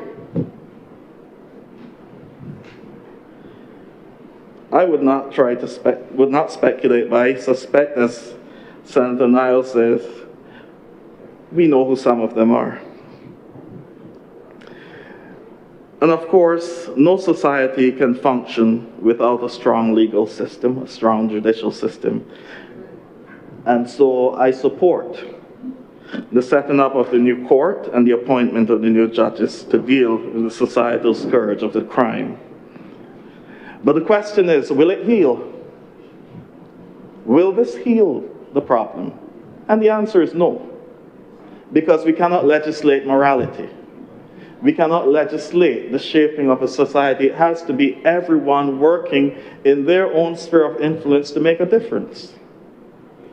And as I said, I began with myself, so I am as guilty as anyone else. Another question is, will this legislation make the court any more efficient than others? This court any more efficient than others? I see the lawyers nodding.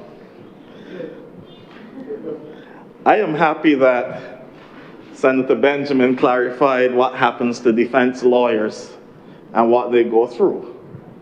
Because I had a little question here, which I'll still raise, but I accept that it may not be so now, but I'm just asking for a friend. Has the delay in criminal cases become a standard tactic in defense of a client? I just asked him for a friend, nothing, you don't have to answer it. As I said, I accept your explanation of running from here to there, but I was getting the impression as a layman that every time you turn up to court and the lawyer is not there, the case gets pushed away, and I happen to be a part of that. I happen to experience that in years ago when I was a young teacher, so that's a long time ago. I had a case with a young lady who had confided in me as her teacher about something that was done to her. Naturally, as a young male teacher, I took it to the guidance counselor. Parents were brought in. Parents decided they were going to take the matter to court, etc. I was the teacher, the form teacher of a third form, sir. I went to Cotterill and did a whole degree. And that case wasn't finished yet. And so while I accept the explanation, because sometimes you go down to the court, the lawyer can't come. The lawyer, it's put back again, it's put back again. Years. As I said, it was in third form. That case was not finished until that girl was in sixth form. Luckily, she had a strong family background that helped her. But think of the countless others who don't. Who have their self-esteem destroyed. Think about the young person who's accused of something and has to walk around with that accusation on his or her back over and over for years. And that's why I just asked the question. I hope that this court will be more efficient than what has been taking place. And it comes back full circle, you know, because as I said in my last speech, sir, whether we wish to admit it or not, we live in two Barbaduses. And there are two economies. There are also two justice systems. The justice system for which this legislation is being created is a justice system that has backlogs. The other justice system, justice is swift and final. And so, if backlogs are going to continue to be a part of the culture, we will not be a part of the solution, we'll just be adding to the problem. And so I want to encourage us. I commend the government for bringing this legislation, but I just want to encourage all involved, is to let us make this as efficient as possible so that we get these cases tried as quickly as possible and justice served as quickly as possible. With those few words, I thank you, sir. Thank you very much, Reverend Canon Dr. Rogers. Senator King. Thank you, Mr. President. I was not planning to speak earlier, but the truth is, having worked in the system itself, and I sat here, and you may have seen me leave for a little while, and I had to leave. There were two things that happened. I started to remember the very song that you spoke about. 1996, I wrote that song. When I wrote it, it was because of the death of a young man whom I had worked with. Last year, during regathering, another young man who I worked with lost his life to gun violence also. I was then asked by parents to make an appearance, pardon the pun, at the funeral to sing the same song. Unfortunately for me, my work schedule at the time did not allow me to do it. Believe it or not, that is something that has kind of like haunted me since that day. And as I sat here listening to the conversation, I realized then, and I listened very carefully to the Honourable Minister ask the question about what the entertainment fraternity can do, and I listened to the Honourable Senator also speak about what he thought or what he believes they can or cannot do. The truth is, as we just witnessed by the lyrics of that song, the artists have been for many years speaking about various issues in the territories where they live, crime being one of the more prevalent ones. But there's a problem, which in my position, I guess people would figure that I should not speak about it, but I have to, because at heart, I love this country. And this country has given me everything that I could ever dream of. But the truth is, that sometimes when these songs are written, various governments take them as personal attacks, not understanding that where they come from has nothing to do with politics, but it has to do with a genuine concern for the place you call home.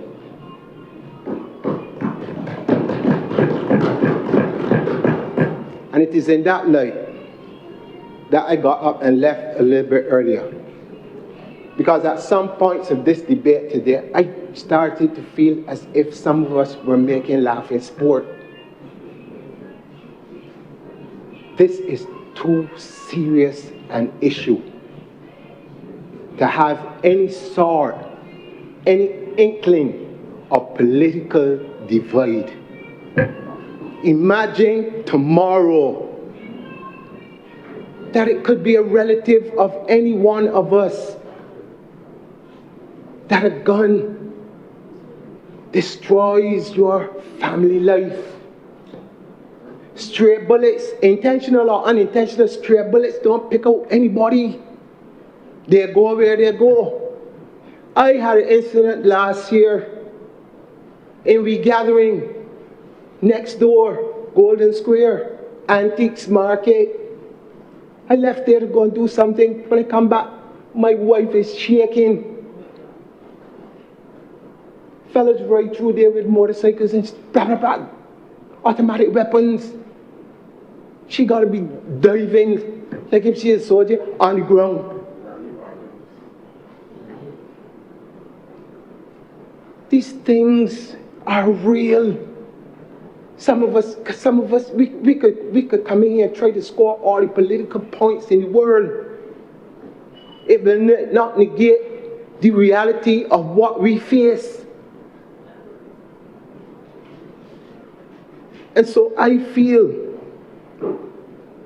that when we come to deal with things like this, we have to look at the bigger picture.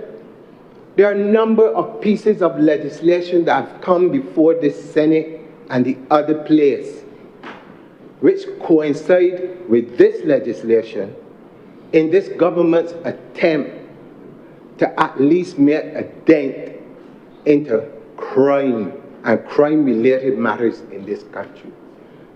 You look at the mutual assistance one, you look at the cybercrime bill, you can take a look at the interception of communications bill. All of these things put together, when you put them together, are there to help us deal with a problem that is ever changing. Crime in 1950 ain't the same crime as 2026. Crime in 1996 is not the same as it is in 2026. Criminals always are ahead. They're always ahead. And governments and police and all the law enforcement always have to be catching up, because an antisocial mind spends its time working out how does it be antisocial. It don't work out how it can save the world or how it can help the world. It studies and computes, how do I beat systems? How do I go against the law? How do I do things and get away with it? And until we begin to understand that, because oftentimes we place a lot of emphasis on saying that education is the thing that is going to change these people. But let me give some of you a wake-up call. Some of the world's most destructive people, and I say the world's most destructive people, are considered to be some of the brightest people that the world produced. The man that produced the atom bomb, he was at the dunks, but he produced an atom bomb to do what? Kill thousands of people in Japan. The people who do warfare and have chemical bombs and all these things. They're not idiots. They're extremely well-educated people. The problem is, they're also antisocial. But nobody wants to deal with that. And so the emphasis now for us has to be, as was mentioned by most persons in here, and I 100% agree with them, it has to be multifaceted. You have to, yes, education will play a part, but there are other services that we need to look at, that we got to get into communities with social workers and other things like that. We have to find other outlets and channel them for young people who may not be so academically inclined. What are the other things that we are going to get them in? And then the other thing we have to do is to stop believing that all education is to get you a good job. Because most of us growing up, this is what we were told. Go to school, learn well, and get a job. There's no conversation about what your contribution to your society, your community level first, and then the society at large, what is expected of you as a member of the society. Or what your talents that you have, that you can actually use them to enhance the life of the people around you. And as was mentioned earlier, even the persons who have those talents, sportsmen, musicians, artists, all these things, the same society scoffs at them. Because we believe that the savior of everything is the almighty dollar. And so we measure how we respect people based on the amount of income that they can generate. Well, if you live in a society that operates like that, a little fella who has no education, he does not believe he has any skills, he does not have anything of any worth, what will he seek to do? Get money. Because when you get money, you get respect.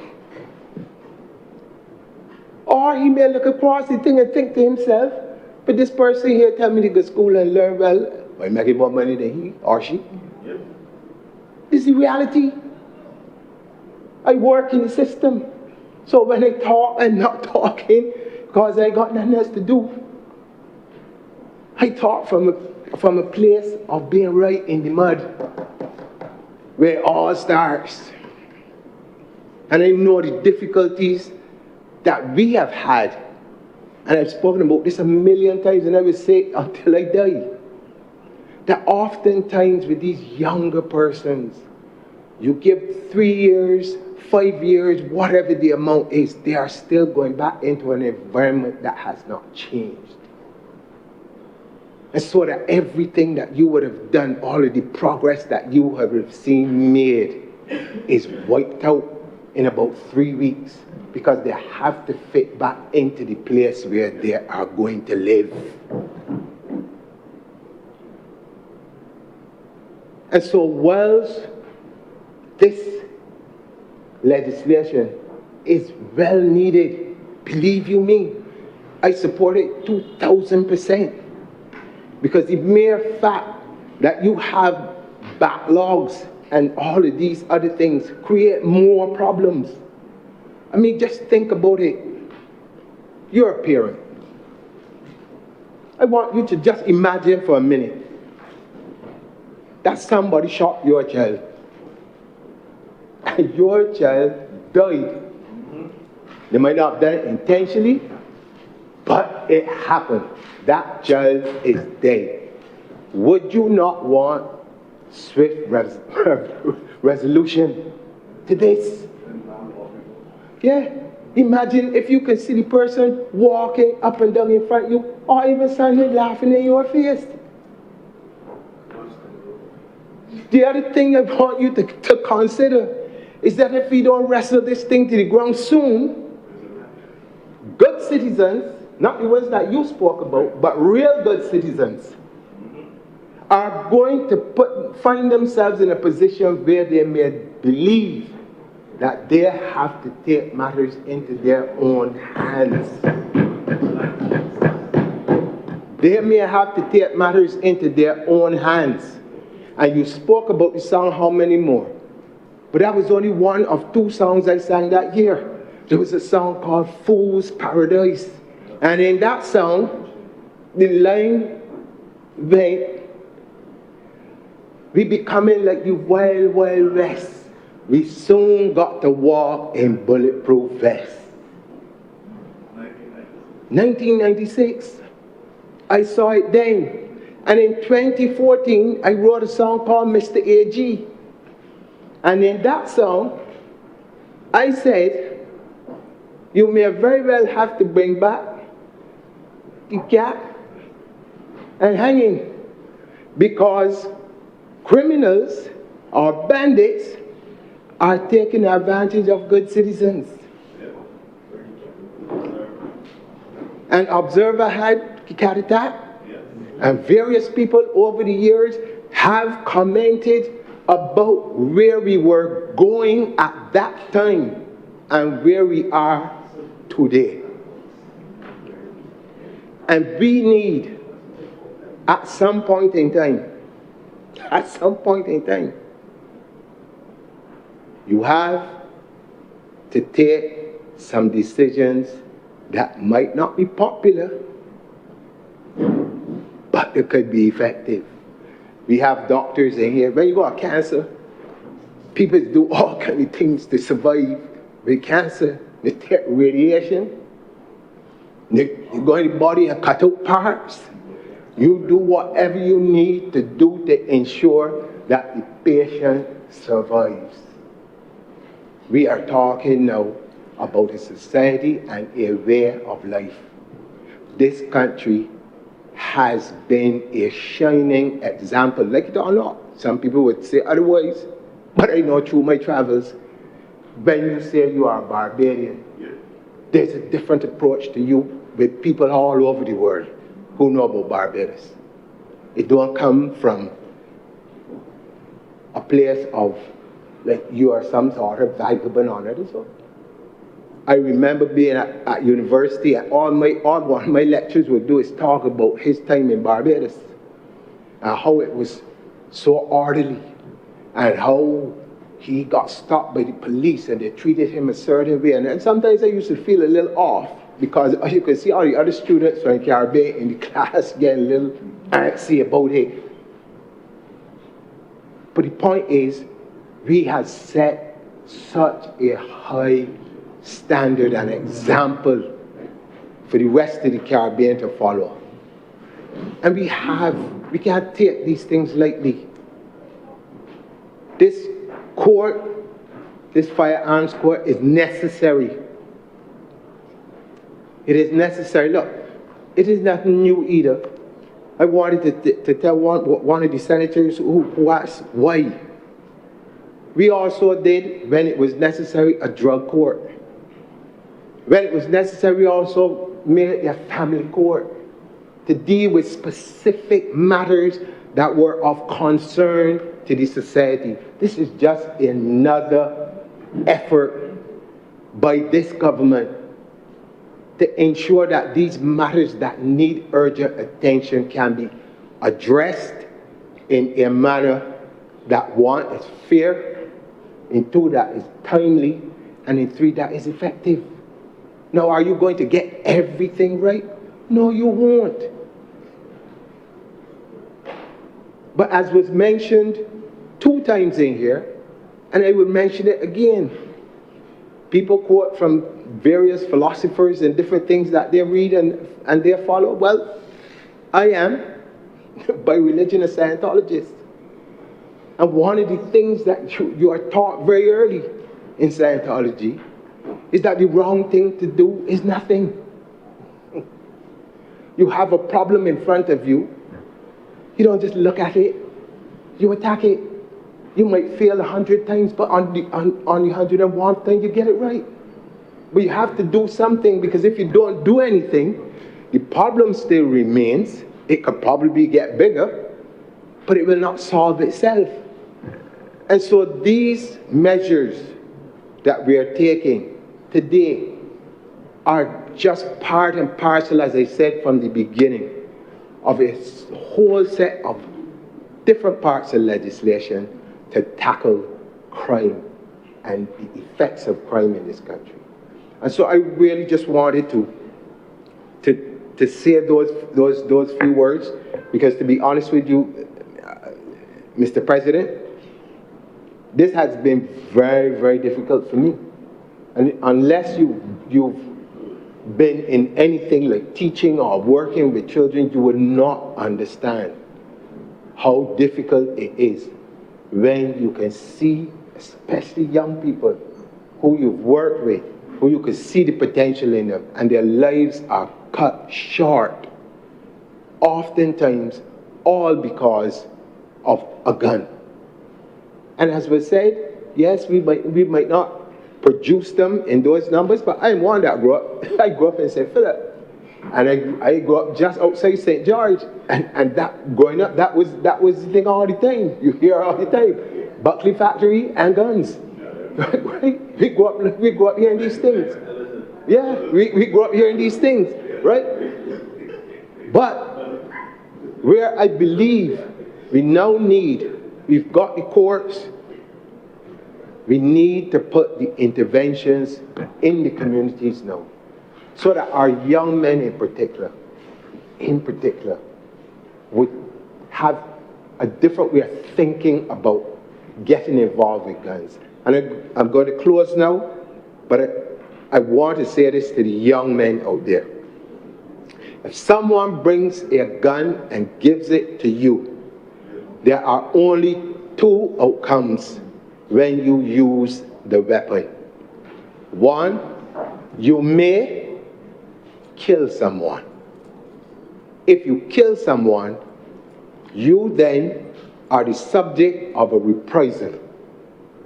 And if you escape the reprisal, you are a subject of a murder case. You can end up in prison, and I can tell you from working through those systems, time flies and leaves you behind quickly. Because if you are not out in the society, the changes that take place, you don't know. You come back out, you're lost. It's time lost, and it can never be regained. So I would say to you, I would say to your fathers in particular, talk to your sons. If you're not involved in their lives, make an effort to get involved with them and steer them away from the use of illegal firearms. Because at the end of it all, it isn't just the victim who suffers, but the perpetrators and their families also suffer. With those few words, sir, I really am obliged to you. Thank you very much, Senator King. Her Honor, Senator the Most Honourable Henrietta Elizabeth Thompson. Thank you very much, Mr. President, the Most Honourable Reginald Farley. I have to remember it. This is an interesting debate, but it is a painful one. There are two things that are running through my head. One is something that I heard many years ago, and it is that guns are the only consumer item that kill when used precisely as was manufactured. It is absolutely true. The second thing that is running through my head is a video that I saw on social media perhaps 3 months ago now. In the video, there were two young men. One was boasting about how much of a bad man he was, and between the two of them, they had weapons, automatic weapons, and if I remember correctly, a rifle. And as he was boasting, he was playing with the gun and fingering the trigger, and he inadvertently pulled it, killing himself on screen. It was an image, Mr. President, not from a far-off country, but from one of our Caribbean neighbors. While we complain about the incidents of crime in Barbados, and I am pleased to see that several senators, several honourable senators today took up and elaborated on themes to which I spoke last week. While we speak of the menace of crime in Barbados, and rightly so, the reality is that there is an epidemic of violent crime with guns at the center sweeping the Caribbean. Barbadians do not see the social-cultural context in which our spike in crime, and in particular our spike in gun crimes, is rooted. And I thought, therefore, that I should take some time today to frame that context and to share some of the data. In Trinidad and Tobago, there have been 200 murders for the year. Their population is, I think, 1.3 million or something of the sort. Sorry, I thought I had written it down. 1.5 million people. In March, up to March, there had been 75 murders, 60 of which had been committed with firearms. Of the 200, sir, I've not been able to get the full and accurate statistic, but the vast majority of them have been murders committed with firearms. Jamaica has a population of 2.83 million. So far this year, there have been 251 murders, 237 of which have been committed with the use of guns. St. Vincent and the Grenadines, a population of 100, 13 gun-related crimes.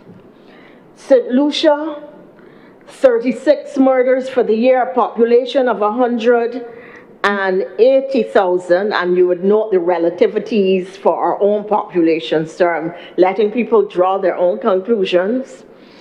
36 murders for the year, 25 of them have been with guns. And in Antigua and Barbuda, sir, there are 5 murders for the year so far, and 3 have been with guns. Their population is 94,000.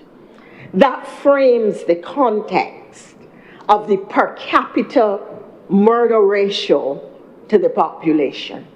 There is an epidemic of violence and gun crimes sweeping not just Barbados, but the Caribbean.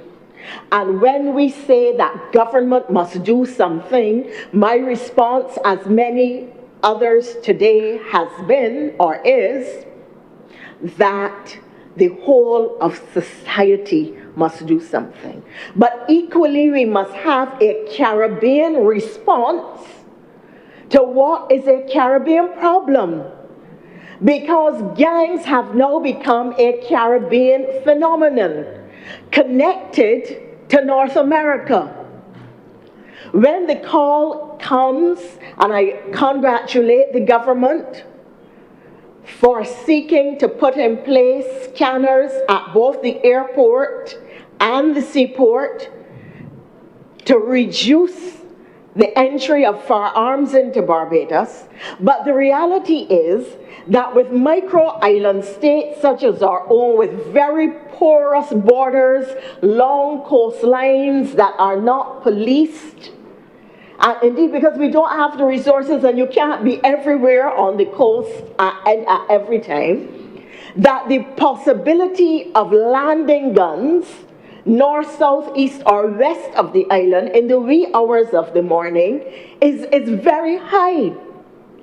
And we have to congratulate the regional security system, the police service of Barbados, and the Barbados Defense Force for their efforts. In fact, we can remember, I think it was this year, a very large drug haul with guns just in Welch's there in Christchurch, just off of Main Road, virtually where you would think was so public that criminals would not be brazen, less a mile from a police station, that you would think criminals would be so brazen that they would not land them there. But they did, and they were caught. But our question would have to be how many others at various points of our coastline and that of our sister isles were able to land successfully. So when it is said by people casually, oh, they know who bringing the guns, but then stopping them, the reality is that it is difficult to stop the importation of guns because, as I said, the porosity of our coastlines and the difficulty we have in policing it. 86% of homicides in the Caribbean are committed with firearms. Between 2018 and 2022, 73% of all guns recovered that were used in criminal activity, including murder, were manufactured in the United States. The guns that are used to kill and to maim and to harm in Barbados are manufactured in the north of our region. They're not manufactured on our islands. Buckley went out of the pipe gun business. Some used to backfire. And some, when I came to the bar, sir, as a young attorney, pipe guns at Buckley were still a feature. You could go and get your papaws and you could get your pipe guns, depending on what time of the day you went and to whom you went. The pipe guns at Buckley, while they sometimes, occasionally would hit a target, they were best known for backfiring, sir, and for harming the people who intended to use them as a weapon. We have moved from the day where a man would cuss you blind, as we would say, or threaten you with big rocks. Because guns are so cheap, as Senator Kamisha told us, and readily available for purchase or for rent or for loan, people are not afraid to use them. And an offense that would have occasioned a few bad words and a threat to the family will now bring you face to face with the wrong end of an automatic weapon. This speaks to another issue, and I want to get into that issue, but I want to finish this point that I was making about the guns coming from the north, because it's a very interesting one. This legislation seeks to dampen demand and supply. But the reality is that where there is criminal activity, where there's gang activity, where there is money to be made in the drug trade, weapons are part of the use, part of the trade, sir, and people will always seek to access them. While the boats are bombed for being drug boats, and we are looking at what is happening in the south, we are seeing the health, the social, the economic problems of it. The market, there is a market, and insofar as there is a demand here, it is driven by the gang majors in the north, and it is driven by the fact that guns are manufactured in the north and find their way to our shores. And we have to appeal to our friends in the north, our very dear friends in the north, to try to help us at the level of the control of crime, because it is also for their benefit, since there is cross-border gang activity. It is also affecting the countries of the north, when the gangs here can arm themselves and associate with gangs in the north, so that there has to be an equal attempt at the level of the supply chain in the market to address the guns getting here. Around 2022, sir, the country of Mexico filed a lawsuit in which it was joined by Antigua and Barbuda, Trinidad, and the Bahamas. I don't recall who else, but those three Caribbean countries for sure, in which the lawsuit alleged that manufacturers of guns in the United States, and specific gun manufacturers were named Barrett, Smith & Wesson, Beretta, Ruger, etc., were named, that they were complicit in the loss of life in Mexico and the Caribbean. In fact, the Caribbean countries joined the case, amicus curiae, friend of the court, and filed a brief in support of the case which was brought by Mexico, which alleged that these gun manufacturers were complicit in the crimes committed in the Caribbean, which were resulting in loss of life and socioeconomic harms. In 2025, I think it was, just a year ago, sir, in June of 2025, the Supreme Court of the United States threw out the case on the basis that the complainant, the Mexico, had not shown that there was knowledge on the part of the gun manufacturers that the guns were making their way to the Caribbean for the purpose of doing harm. I found that fascinating from a legal perspective. In fact, if you want to draw a parallel, sir, you know that a case was brought by Vanuatu, I think it was, joined by other Caribbean countries, which alleged that those causing climate change ought to be responsible in law and be made to compensate. And the International Court of Justice gave an advisory opinion agreeing with them. Now, the facts here were different, but there is no denial that there is an export market in the United States, that there's an export market in the north, and officials have already conceded that guns from the United States are making their way to Haiti and are being used in the gun violence and the gang violence that is evident there in the society at this time. I want to go back, sir, and commend not just the Honourable Minister and the government and the Attorney General, but to thank the former Attorney General. One senator speaking today said, well, this is a piece of legislation.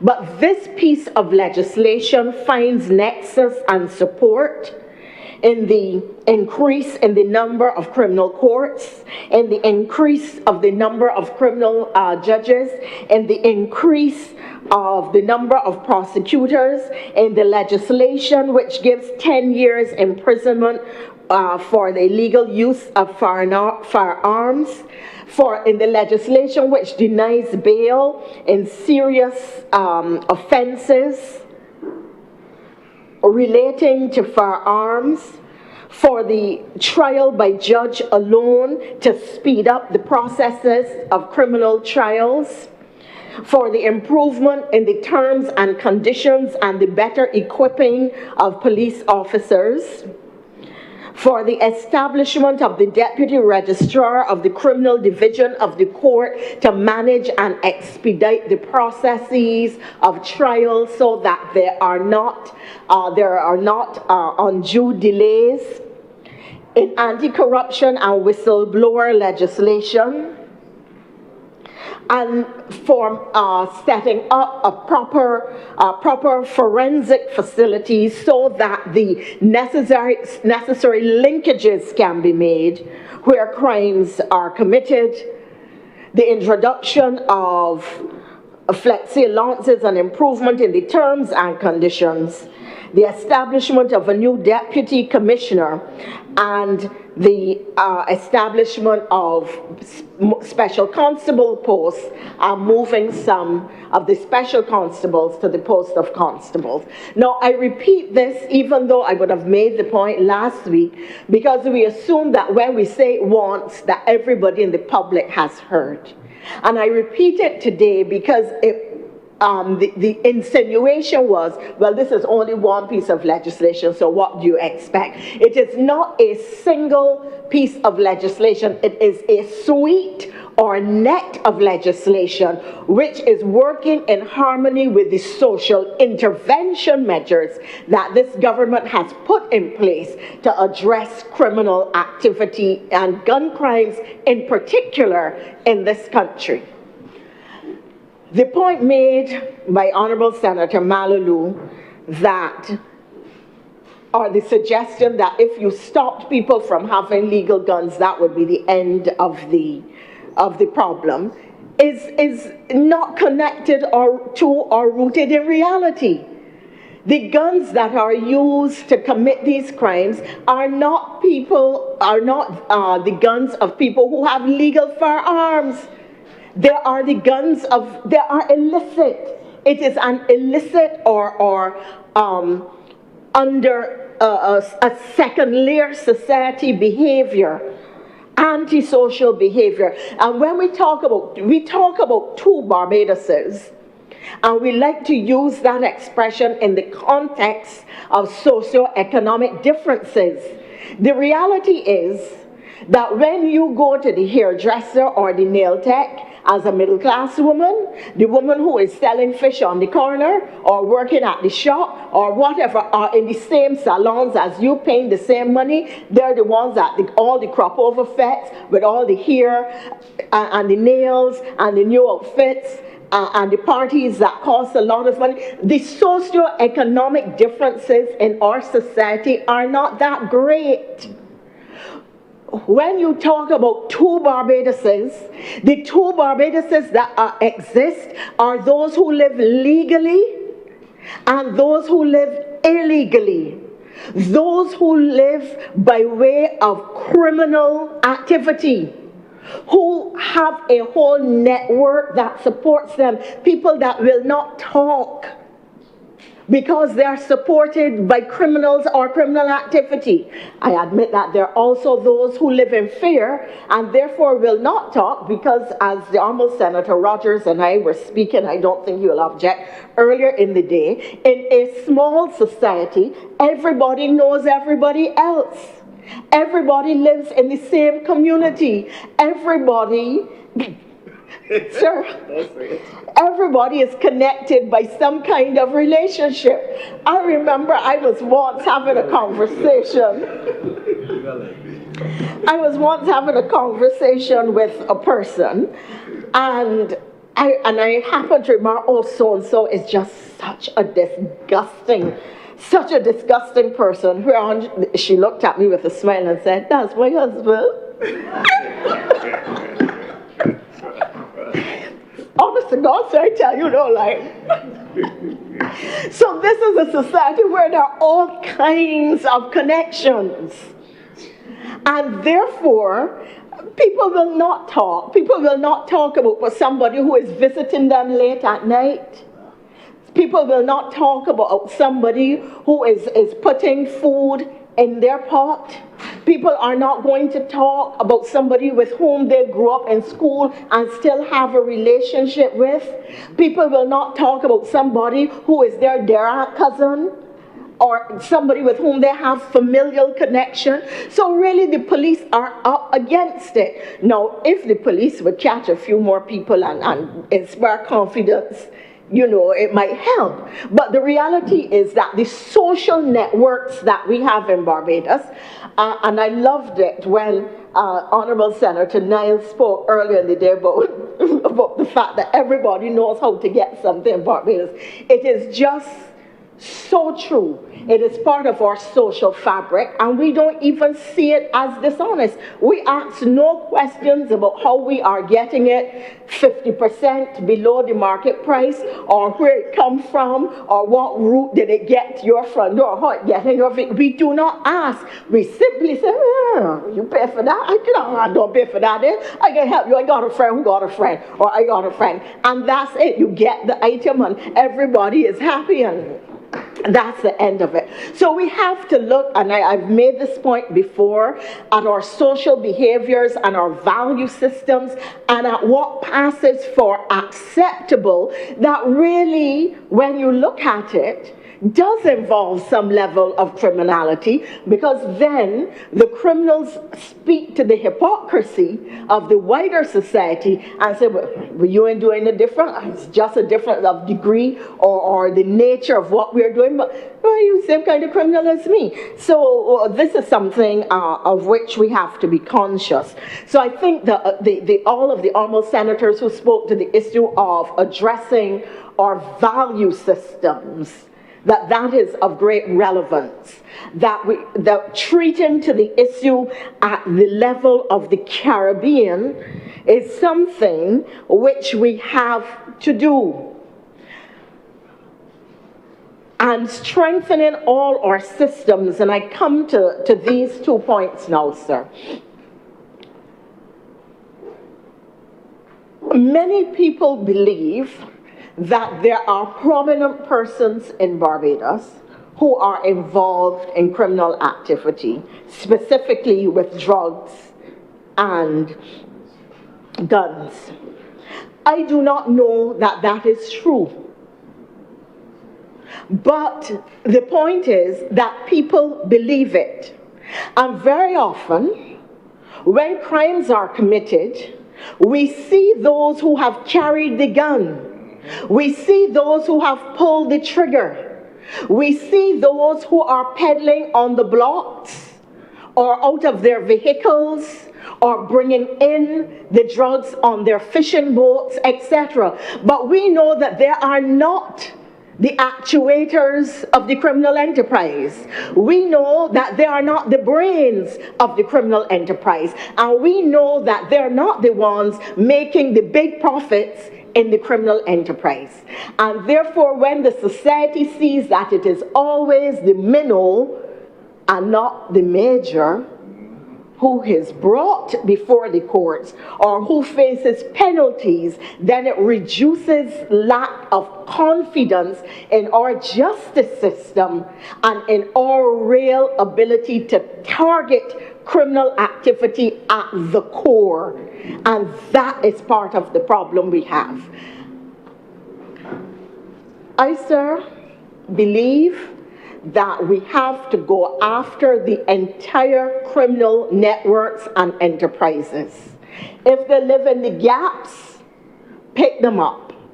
If they live in the housing areas, pick them up. And if they live in the heights and the terraces and the gated communities, break down the gates, sir, and pick them up.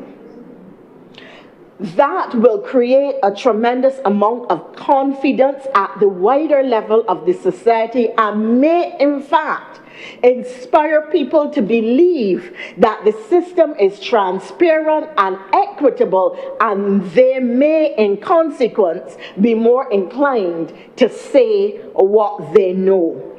But when they believe that speaking is going to result in their own victimization or them having to pass a person in the community whom they know to be involved in certain levels of activity, albeit at the bottom, they are not going to walk past that person and feel any sense of safety or security. And why should they rat out the person in their community who only sell a little 5 bag or something, if in fact they still cost $5, only sell a little 5 bag or something, when Mr. X or Mrs. X in their high-end vehicle is going scot-free. And that is the thinking, and we have to confront it. It has to be part of how we operate within the context of the social justice system.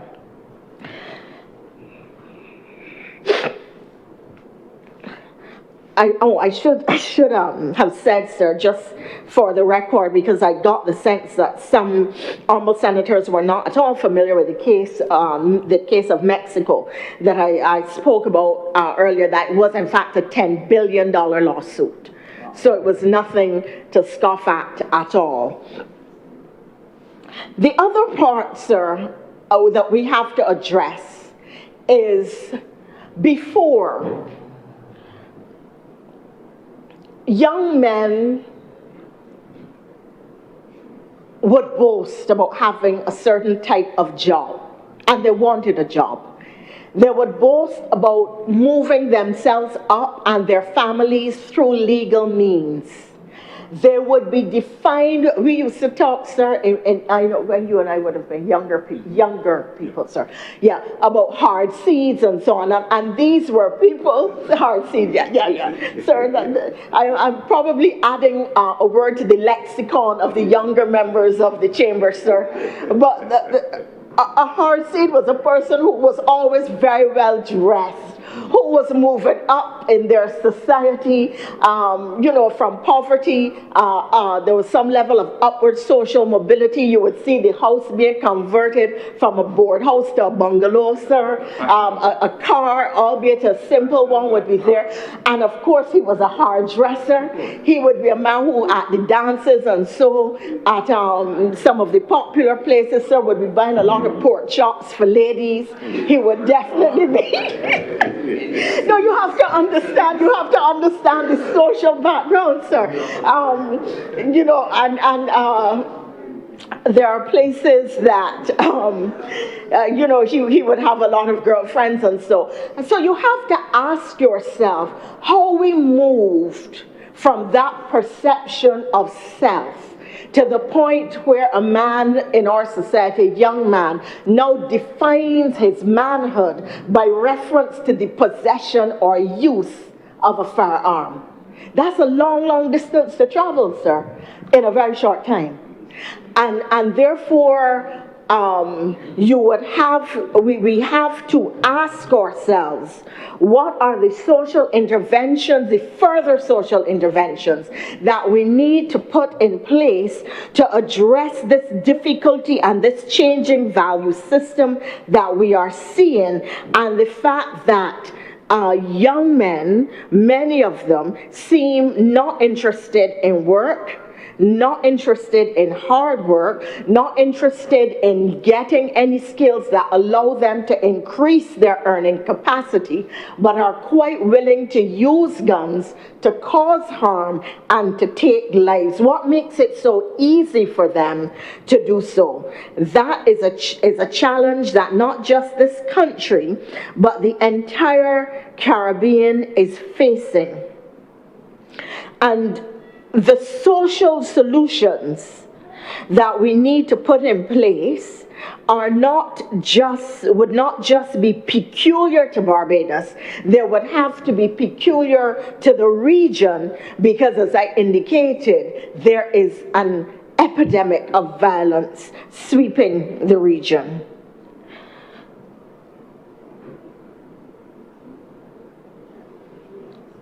The challenge that we have is that even if we put in place new social interventions that are effective, just working in corollary with these pieces of legislation that I mentioned earlier and the other social interventions, is that we will not see immediate improvement, that there has got to be a long-term program that gets to young men before they pick up the guns. But we already have a whole generation who have different norms and values and who are committed to criminal activity and do not see anything wrong with it at all, are prepared to lose their lives because they believe that in their world, life is nasty, brutish, and short. And they are prepared to live violently and die violently, and they don't expect to live. They don't expect to reach my age. They don't expect to reach 40, so they live hard, they drink hard, they take a lot of drugs, and they have these criminal enterprises which are high risk, and they, just as they are prepared to take others out, they well understand that there's a bullet with their name on it, and that is part of what comes with the choice they have made. They're very, very fatalistic about it when you speak to them. And it's almost frightening because they are so cold about it. They're very clinical. Very, very analytical and very clinical. So this is a question that we have to face, and it is the multiple tiers of intervention which need to take place to effect change now, to effect change in the mid and long term in order to see the kind of social results that the country wants. I'm satisfied, however, that in this intervening period, this legislation is a useful tool to put in the hands of the police and in the hands of the courts to help to dampen demand and supply, and to deal with those who, in spite of these measures, are still prepared to take up firearms and use them in the pursuit of crime, use them with intent to maim, disfigure, kill, sir. And I commend the work of all of those who have acted to bring this legislation to this point where we can have it to use. I hope that the police, I wish and pray for their safety and well-being as they seek to keep the nation safe. And I trust, sir, that this legislation, which I support, will have the impact that is intended. Mr. President, sir, much obliged. Thank you very much, Her Honour Senator Thompson. Honourable Minister of Thank you, Mr. Criminal President. Justice, please go. As I raise to do this short wrap up, I want to thank all honourable senators for their contribution today. But before I wrap up, I want to just clarify some matters that the independent senator or opposition senator, well, that's want to be clear, made in relation to the existing court system. She did mention that and asked about the use of technology. But you know, Mr. President, in this legislation, section 27, 1, which deals, and 2, which deals with the sittings of the firearms court. I will give you a theory. It states, the firearm courts may, when required and appropriate at all times, and may conduct hearings by telephone, video conference, or other appropriate electronic means. So it is there in the legislation that they can use the available technology. I must say one good thing about COVID is that it allowed the courts to use Zoom to have hearings. I mean, it saves so much time. I must say that I had asked why we can't use Zoom hearings, particularly at the magistrate's court level, where a man comes down from jail to have a hearing after being charged with possession of a firearm. Because all that person comes down to do is to get an adjournment. So to save time, and of course to save the equipment, and to ensure that the vehicles out there are not overworked, then let us expand an area at the prison, put in some more rooms, and you have the hearing just for simple adjournment, rather than you have prisoners coming down to the magistrate's court.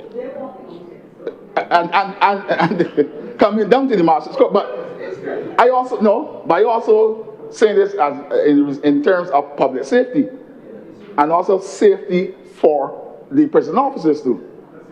That you transport the dangerous offenders, and this can save time and save prison officers from having really to transport dangerous offenders on the road. Because I can tell you this, District C Court now, I bet you will deal with, is starting at 12:30 because St. Matthias is closed down.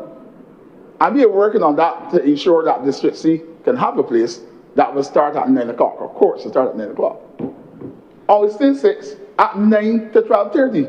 So the magistrate now have to get up at 12:30 and then allow the District C magistrate to come and sit to start hearing at 12:30 and sometimes end at 4 o'clock, 5 o'clock. And we will deal with that shortly in terms of getting a permanent place now, an alternative place for District C, so that that court can sit at 9 o'clock and finish at the appropriate time. So one solution, let us increase the Zoom hearings at the magistrate's court. I don't understand. Well, that is something as a minister responsible now that I would have to work with. I'd also have to speak to the line minister and the AG to ensure that we can put that in place. Now, with respect to other use of technology, because the Court of Appeal normally hears case management for appeals. And the prisoners don't come down, they do it by Zoom. So you sit in your office, you discuss the appeal, the issues, the grounds that you're doing, and then you adjourn. The Court of Appeal don't do it. Bail hearings are heard by Zoom too at this time. So we can utilize the Zoom hearings more efficiently and more widely. I did a whole trial in BVA on Zoom. I was in Barbados. I doing a trial in BVA. For a minute. That's a question? I don't know that. That's a question? It's part of the course. But let me say this. And also to Senator Gurris, you made a point. I didn't do much writing. But I recall 2 points that you made. One, about overburdening prison with the fact that we're moving gun cases swiftly. I don't see any issue with that, no. If you have an overburdened prison, you can, there are ways and means now that you can, but first, if you're overburdened prison, you'll have to look at increasing the reform programs. Of course, I'm informed that the parole legislation will be coming very shortly. So you don't have to worry about the overburdened prison. Further, it seems to me that you have a problem with putting persons who are convicted of firearms in prison. Seems to be your party philosophy. It seems to me that's what it comes across, because you're representing the party. So if you're not correcting it, I believe you're agreeing that that is your party's philosophy. That, but I don't know, but that is my view.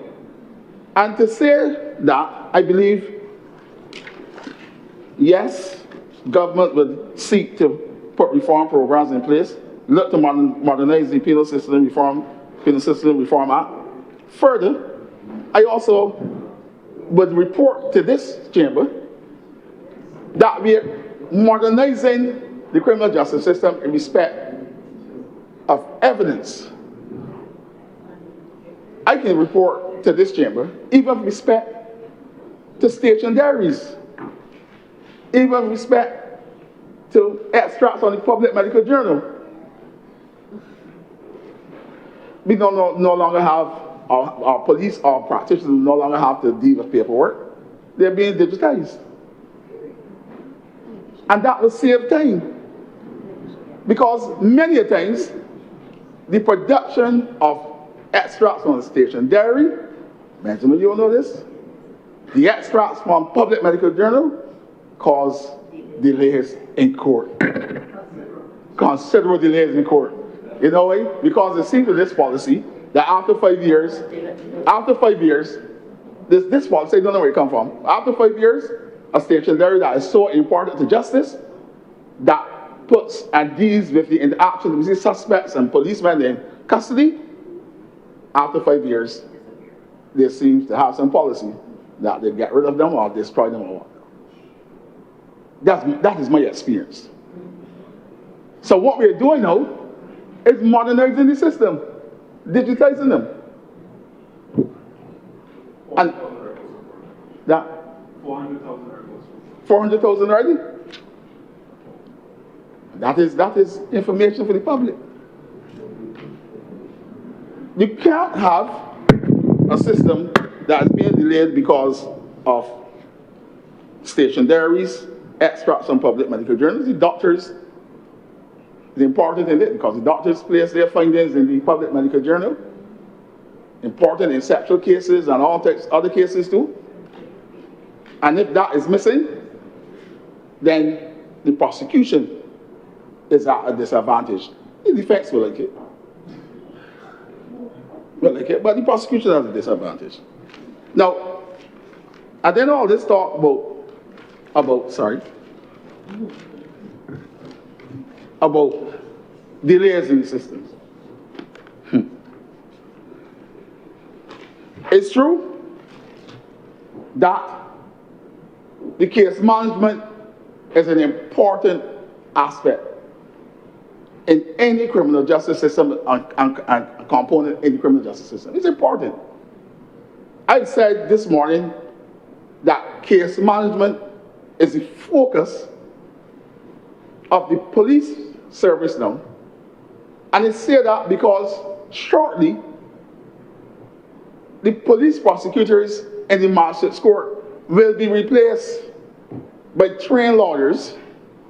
Those trained lawyers will then have the assistance from the existing police prosecutors to guide them and to ensure that case files are ready. They'll be ready to present the cases for the state. And that, to my mind, is a forward, in fact, a modernization of the prosecution service in Barbados. Secondly, Senator Rogers said that he wondered if it's a tactic of defense lawyers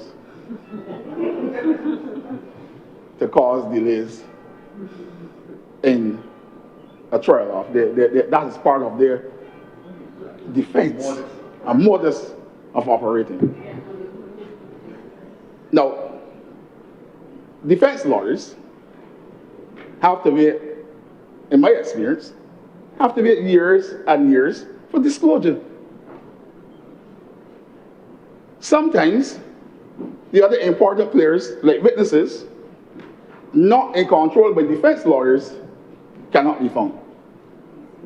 It's a fact. And that sometimes the prosecution have to put the names in the paper. We need you all to come to court. So the matter have to get adjourned. But it is not. I'm no longer a defense lawyer, so I don't want to be getting up here defending defense lawyers. But I speak from my experience. It's not a tactic. It's not a tactic. Further, the modernization of the criminal justice system, when we look at technology, I know from having meetings with the registrar that there will be technology being used in the magistrate's court very shortly. And there will be improvement and enhancement in some of the magistrate's court in terms of technology. I can report to this chamber on that. Yes, I can get to that now. My learned friend, Senator Benjamin mentioned the public defender system.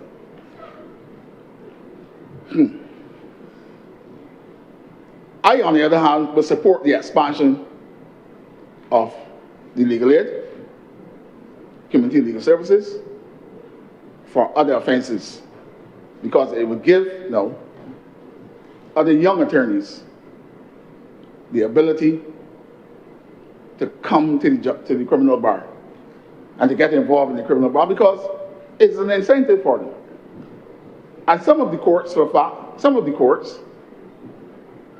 some lawyers are already overburdened with matters that some young attorneys can take up. In fact, I know of a high court judge who actually calls on young attorneys to come and do trials. I've experienced as head of chambers where I had to send junior attorneys because the court wanted an attorney to come and do a trial. So there are opportunities out there for young attorneys to join the criminal bar. When I speak about the public defenders, I see it in this way. I'm speaking now as an individual. Because I believe that if you have a public defender's system, that public defender will start from the time the person is arrested. That's important. Because legal aid only kicks in when the person doesn't get charged. There's no protection at the police station for the suspect. The public defender now will cause some protection or give some protection to the suspect in the station so as we can guarantee and protect the rights of the suspect who's innocent until proven guilty, and also protect the state too from any attempt of wrongdoing, any injustices, whatever that would be caused at the station. Because a man, and many of these young boys picked up by the police, their parents ain't got, sometimes they got a cent to get a representative in the station for them. It's a fact. That is the issue that they're causing to their families. Families now have to go, as I said today, to go and face a credit union or a bank to pay a senior counsel or king's counsel, or whatever they call him, to represent them. So the public defender system, yes, I would support it, and it would help modernize the system. It would help move the system more quickly. And I can say from my experience too, that sometimes you wait on disclosure and you get a file. I mean, you put together all the books in here. You get a file so thick. You know only that only four statements in that file is relevant to the offense. Correct. So that is where case management come in. You have case management in the magistrate's court. In BDI, I was so surprised that I got a Zoom link to attend a case management conference at a magistrate's court. for a criminal matter. And it was before the magistrate giving dates, asking about statements, disclosure. Then you have a sufficiency hearing to decide all the issues and to make sure all issues that are relevant to the case and the irrelevant ones, you get rid of them. So I think that we can do a lot better. But with the case management now, that we're looking at in terms of the magistrates court, the high court, and all the courts, that we can now have qualified, well, we have the qualified lawyers that can take a look at a file that will come to them, and a trained prosecutor will be able to say, look, and go and speak to the defense lawyer and say, look, only these statements are relevant, we don't need the other statements, and move the case forward. Now, in 2023, at Needham's Point, it was Needham Point's Declaration on Criminal Justice Reform and Achieving a Modern Criminal Justice System. And there came up with these policy interventions that crime review as a public health emergency, following the lead of the heads of government meeting in Port of Spain in April 2023. And they also stated that there be urgent provision and allocate human, financial, and other measures to the criminal justice institutions and agencies, including particularly the police and the prosecution services, the judiciary, and the prison services. And make a document, yes. Make a document, yes. And then it speaks further to all the stakeholders. States that laws and appropriate mechanisms be established and implemented to provide for the effective criminal and civil asset forfeiture to take the money out of crime and out of the pockets of criminals. This is mentioned here today. That if you take the money out of crime, then there's no incentive for those to be involved in crime. That would involve civil asset forfeiture, using the legislation, getting people trained, getting prosecutors trained. And that is where it would come to know. So these two gun courts, I would say finally, one is for the backlog and one's for the current. The best way to deal with backlog cases is to start current. Start with the current cases. So you get them so they don't fall into the backlog. But then you deal with the backlog cases. Now, I don't think I have anything else for you, Senator Goodrich, so. I think you did mention about consultation, and you agree with me that consultation is important, and we did have the consultation. You also agree with me. In fact, you agree with me totally. But to say, you know, I thought that Senator Manalu was going in a particular way. But I do recall that some time ago, there was a gun amnesty in Barbados. And the police force received 106 firearms. That was way back. Way back. Yeah, that was way back. And so, I think the call should be made to Barbadians, church, community leaders, those who are respected in the community, apart from community leaders, that if they recognize that something is wrong, or if they see something, say something. And that the issue of witness protection will be central to the prosecution in relation to firearm-related matters. It'll be central.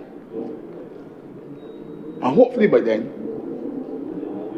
the legislation will be proclaimed to ensure that witnesses are protected. Crucial and important witnesses are protected to secure the prosecution of those involved in firearm offenses. I don't want to delay all any further, but again, I want to thank you all for your contributions. They were excellent. Excellent. I enjoyed the last contribution. Not from the point of view of Harseed, but and we were having a debate about the true definition of a Harseed. You have to educate them, right, Senator? But we know what a Harseed got up to. We know that. But I won't go into that. I won't elaborate on it. So in the circumstances, the President, I beg to move that this bill be read a second time.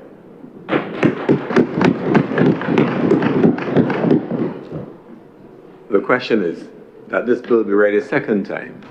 Will those honourable senators in favour please say aye? Aye. Those against please say no. Methinks the ayes have it.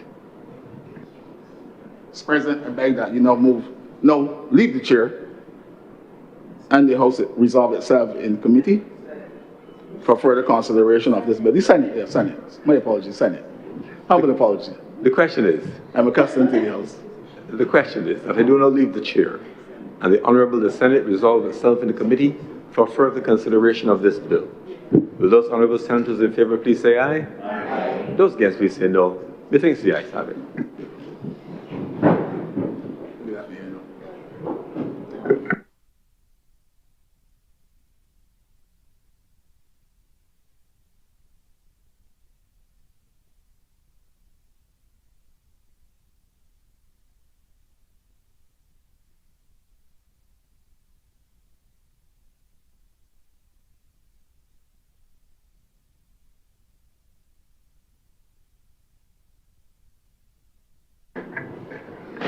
The Honourable the Senate is now in committee.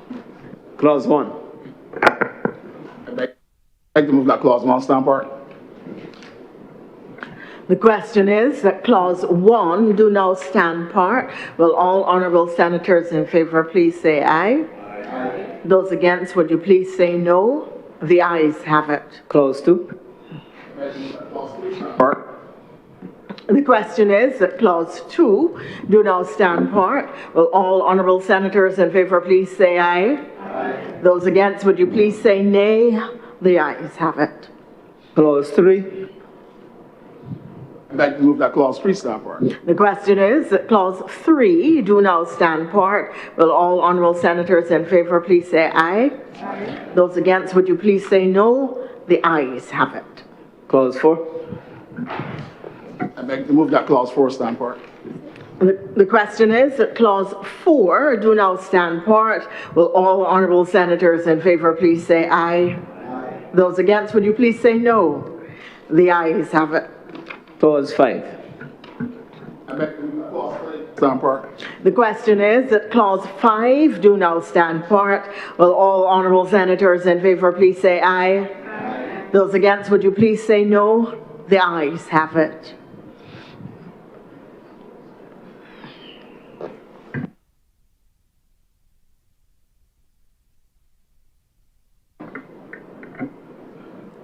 Madam Chair, I beg that you report His Honor His Honor the President of the passing of one bill in committee. How about you? The question is that I do now report to His Honour the President of the passing of one bill in committee. Will all honourable senators in favour please say aye? Aye. Those against, would you please say nay? The ayes have it.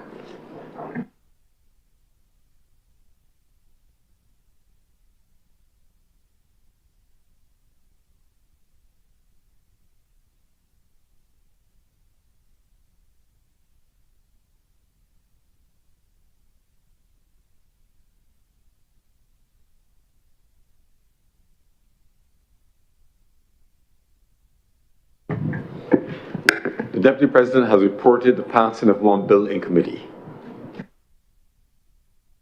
I beg to move that this bill be now read a third time.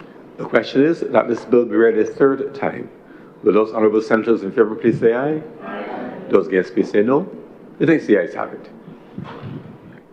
Mr. President, I beg that this bill be now passed and be cited as the Supreme Court of Judicial Amendment Act 2026.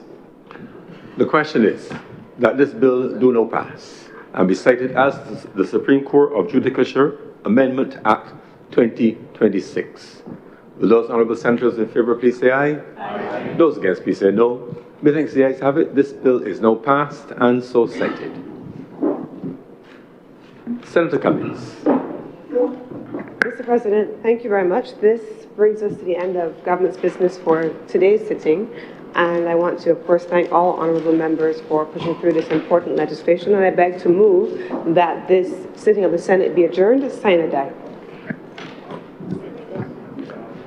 Before the question, I want to thank Honourable Minister of Legal Affairs, who's a member of the other place, for making an appearance and so spending the entire day with us. Thank you, Minister, for moving the bill through its various stages.